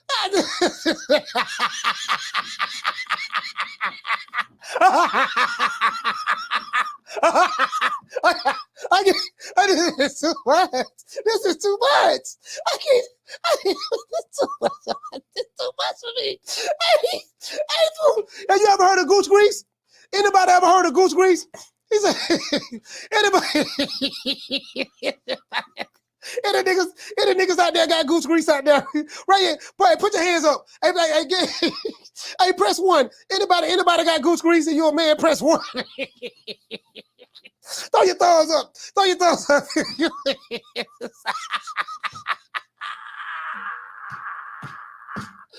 is it so much? Oh, what this got to do with boxing? Nothing. I'm just saying.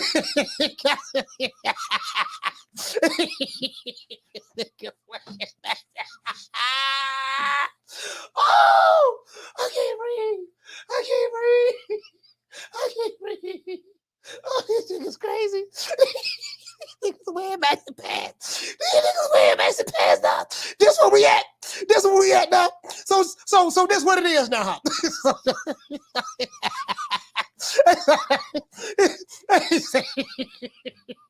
Niggas wearing maxi pads.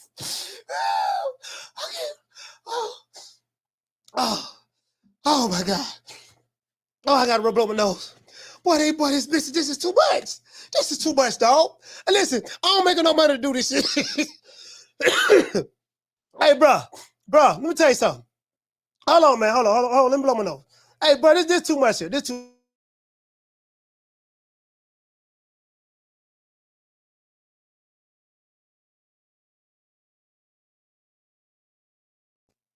So I just want to let y'all know.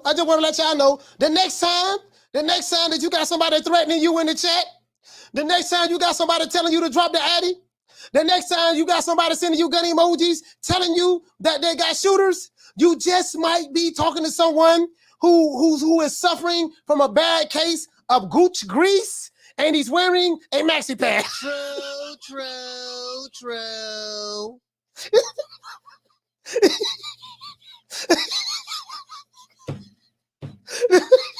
I just want to throw that out there. These niggas a nigga wearing a maxi pad ain't gonna be doing a motherfucking thing. I can tell you that right now, boy. Boy, listen, nigga, you got a bad nigga. I don't care how big. Boy, listen, I ain't even 5'6". I'm a little nigga, right?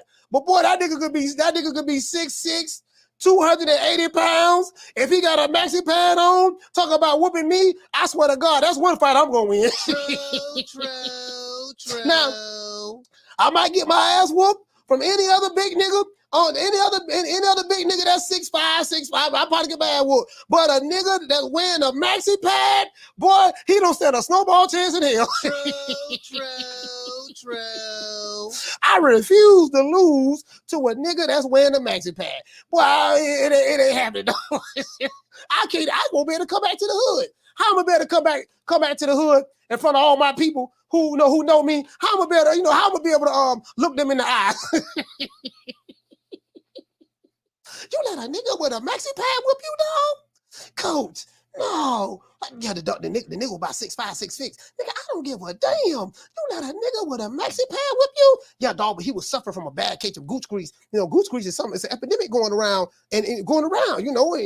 I saw a reporter from Texas. He was talking about it. Now this is a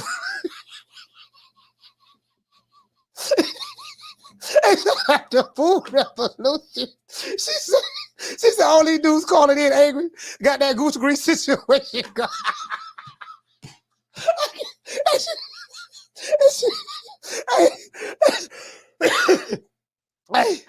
Hey, listen. I can't do this. I can't do this no more. Hey, let's give everybody a round of applause. I ain't gonna be arguing with these niggas, man. Hey, listen. See, this why y'all don't see me arguing. This why y'all don't. I'm not finna be arguing with no nigga. Nigga might be suffering having a bad case of gooch grease. Maxi pad might be dirty. He might need to change. They be arguing with these niggas. You wanna argue? I can't argue with you. You mad? Look at you. You mad? I don't get paid to argue with you. Who is you? You ain't nobody. Tell you what, to anybody who hating on us, the True Media Boxing family, anybody hating on us, man, Dr. Umar, tell them what we gonna do to them. If I take your woman who never been out the United States a day in her life, if I take your woman who never been out the United States a day in her life, if I take your woman who never been out the United States a day in her life and take her with me, she spent a week in Africa with King Kong Alicious. She's going to spend a week in Africa with King Kong Alicious. Do you think she ever coming back home to you? Let's just be honest. If I take her on a ride with the prince, do you really think she coming back home to you? I'm going to drink to that. Next Negro who hate, I'm going to snatch your chick. Caller, what's your name when you calling from? This is the last call. Jamie from New York. Jamie from New York. Talk to me, Jamie. Coach, man, what the fuck is going on, bro? What is that, man? What are you talking about, bro? These niggas wear best pants. Yo, I have to call in, man. I never heard no shit like that, bro. Man. Oh. Coach, what the fuck, man? No, that's not real, bro. That's real, that's not dog. real. I swear to God, it's real. Nah, Fox 26, Coach. Bro, listen. Hey, Jamie, you know me now. I come with the receipts now. Listen, Coach, you're killing me, bro. You're killing me, man. I'm shaking my head, bro. I would not. Nah. Yeah, man. Coach, you need to tell me that a man and a woman, wherever this is at, they're about to get busy. And the woman is trying to reach in the man that she's going to pull out a maxi pad? Hey, man. That's crazy, bro. Yeah. That's crazy, bro. Yeah, they covered this Houston news. As a matter of fact, Fox, as a matter of fact, you can see it right here because I don't want nobody thinking I'm making it up. You can see right here in the corner, this is Fox 26 Houston. Y'all see that? Oh, my God. Y'all, hold on. Jamie, I don't know if you're looking at TV. Coach. Hey, look, this Fox 26 Houston. This Houston. Fox 26 Houston. Yeah. Oh, man. It's real. Yo, Coach. It's real. Bro. It's real. Coach, I got, man. I got nothing to say, bro. I'm done, bro. Shut up. I'll talk to you tomorrow, man. Hey, I'm just saying now. I'm just saying. I showed it to y'all. I don't want nobody. One thing about me, I come with receipts. That's Fox 26 Houston now. So I remember that reporter. That dude funny. That reporter is hilarious, man. And then what it is, man. Hey, so a lot of you sisters out there. This is the PSA message to all of the sisters, all of the tenderonis in the chat, all of the honey dips and the PYTs. You got to be careful. Because you might be dating a man, he might be suffering from a serious case of gooch grease. He might be suffering from a serious case of gooch grease. Let me say it 3 times like Dr. Umar Johnson. All your sisters out there, the tenderonis, the honey dips, the PYTs, you're gonna have to be careful because you might be messing with a man that's suffering. He has a serious case of gooch grease. Some of these dudes probably be calling the show, threatening the old boy. I highly suspect That whole nigga E-Money who be calling me coon and saying I'm an Oreo cookie and say he got shooters, he gonna do this and that. I highly suspect that he's suffering from a serious case of gooch grease in his mama house while wearing the maxi pad. True. So I just want to let you guys know something now. All the tenderonis, Jack and Hernandez, y'all got to be careful. Y'all got to be careful. Y'all got to be. Because some of these niggas, them niggas, hey, y'all wonder why them niggas don't like me, boy. They hate me with a passion. Boy, they hate me with a passion, boy. I swear they hate me, boy. They do not like me at all. I smell something, man. You smell something? I definitely smell something in my hair. I smell pussy. Boy, listen, boy, they do not like me, boy. This the whole nigga right here. Now you know this nigga got a max pad on right here.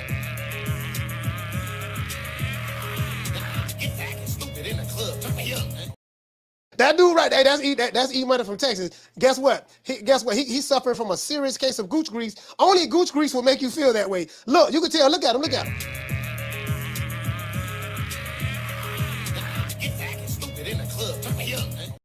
He got it bad. As a matter of fact, we gonna put them paws on him. Right? Oh Lord, I swear to God, when I see that whole ass nigga goes man like highways, I'm gonna put them paws on him. Nigga, Wakanda forever, bitch. Oh Lord, he threw Wakanda through that fence. Wakanda is dead. Oh Lord.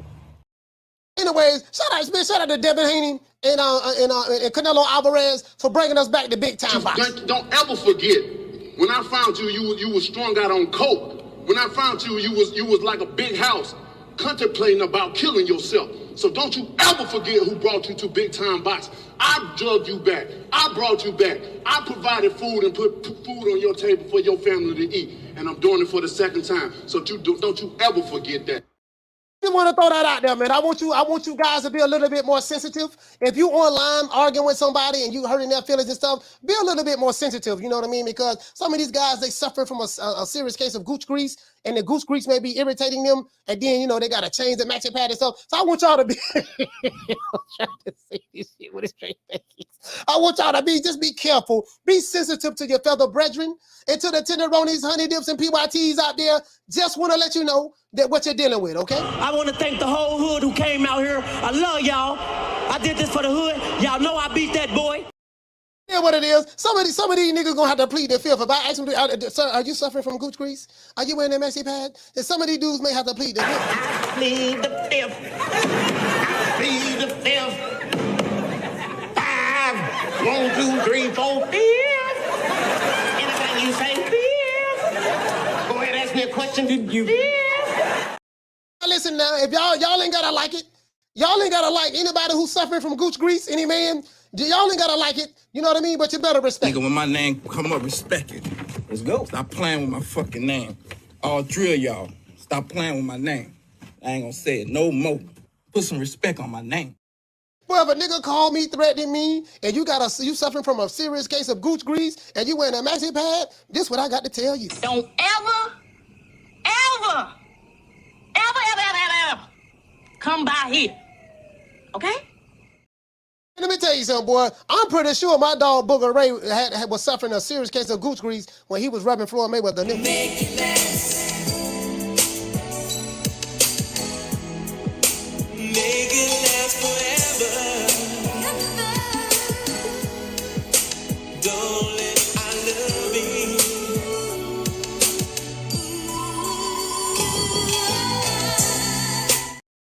Matter of fact, I'm feeling so generous. Any man that's suffering from a serious case of gooch grease, you know what I mean? And I want to give a shout out to that brother in Houston, Texas, that reporter who put that information out there. That's good to know. That's very educational for a lot of the tenderonis, honey dips, and PYTs who may be struggling to find a good man because he's suffering from gooch grease. Sometimes you got to check and see if you got that maxi pad on. I want to say a special prayer to all of those brothers who think about pulling up with the maxi pad on. And I want you to hold on to God's unchanging hand, because he helped Joshua fight the battle of Jericho. Yes. He helped Daniel get out the lion's den. He helped Gilligan get off the island. Lord. If the Lord can help Gilligan get off the island, he can help a broke nigga get rid of some gooch grease. True. I say, if the Lord can help Gilligan get off the island, he can help a broke nigga get rid of some gooch grease. True. true. One more time. I say if the Lord can help Gilligan get off the island, not only can he help a broke nigga get rid of some gooch grease, but he can also make sure that he has some clean maxi pads to wear just in case they can't get rid of the gooch grease. True. It is what it is. Who's badder than the Shogun? Bruce Leroy, that too. Bruce Leroy. Bruce Leroy. How you gonna threaten me? E-Money, how you gonna threaten me telling me you gonna pull up, you got shooters and this and that? But how you gonna explain to me that you wearing a maxi pad and suffer from goose grease? Can you please explain to me, Whole Money, the Alphabet Boys? Can you guys please explain to me who wearing maxi pads? Can you please explain to me what made you decide to start wearing maxi pads and you're a full-grown man? We must internalize the flatulation of the matter by transmitting the effervescence of the Indonesian proximity in order to further segregate, to preclude on the issue of world domination, would only circumcise the revelation that it reflects the aphrodisiac symptoms which now perpetrates the Jericho's activation. We gotta perpetrate the Jericho's activation. So next time you perpetrating the Jericho's activation, check and make sure you ain't got no goose grease.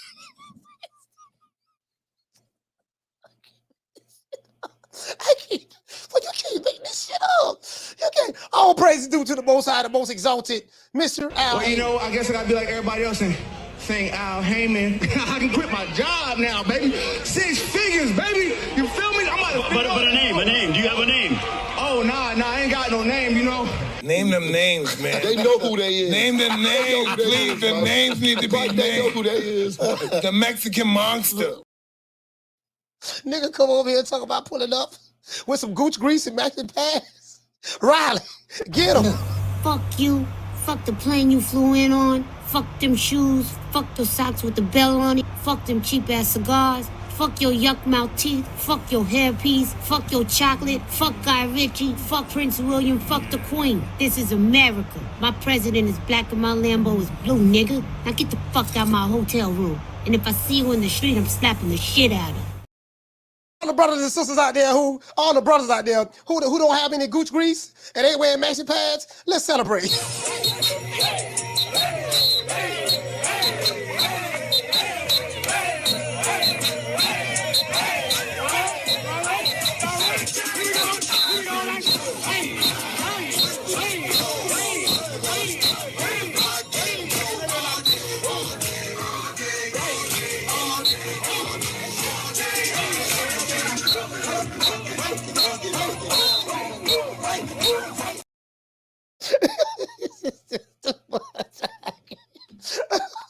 I'll see you guys tomorrow.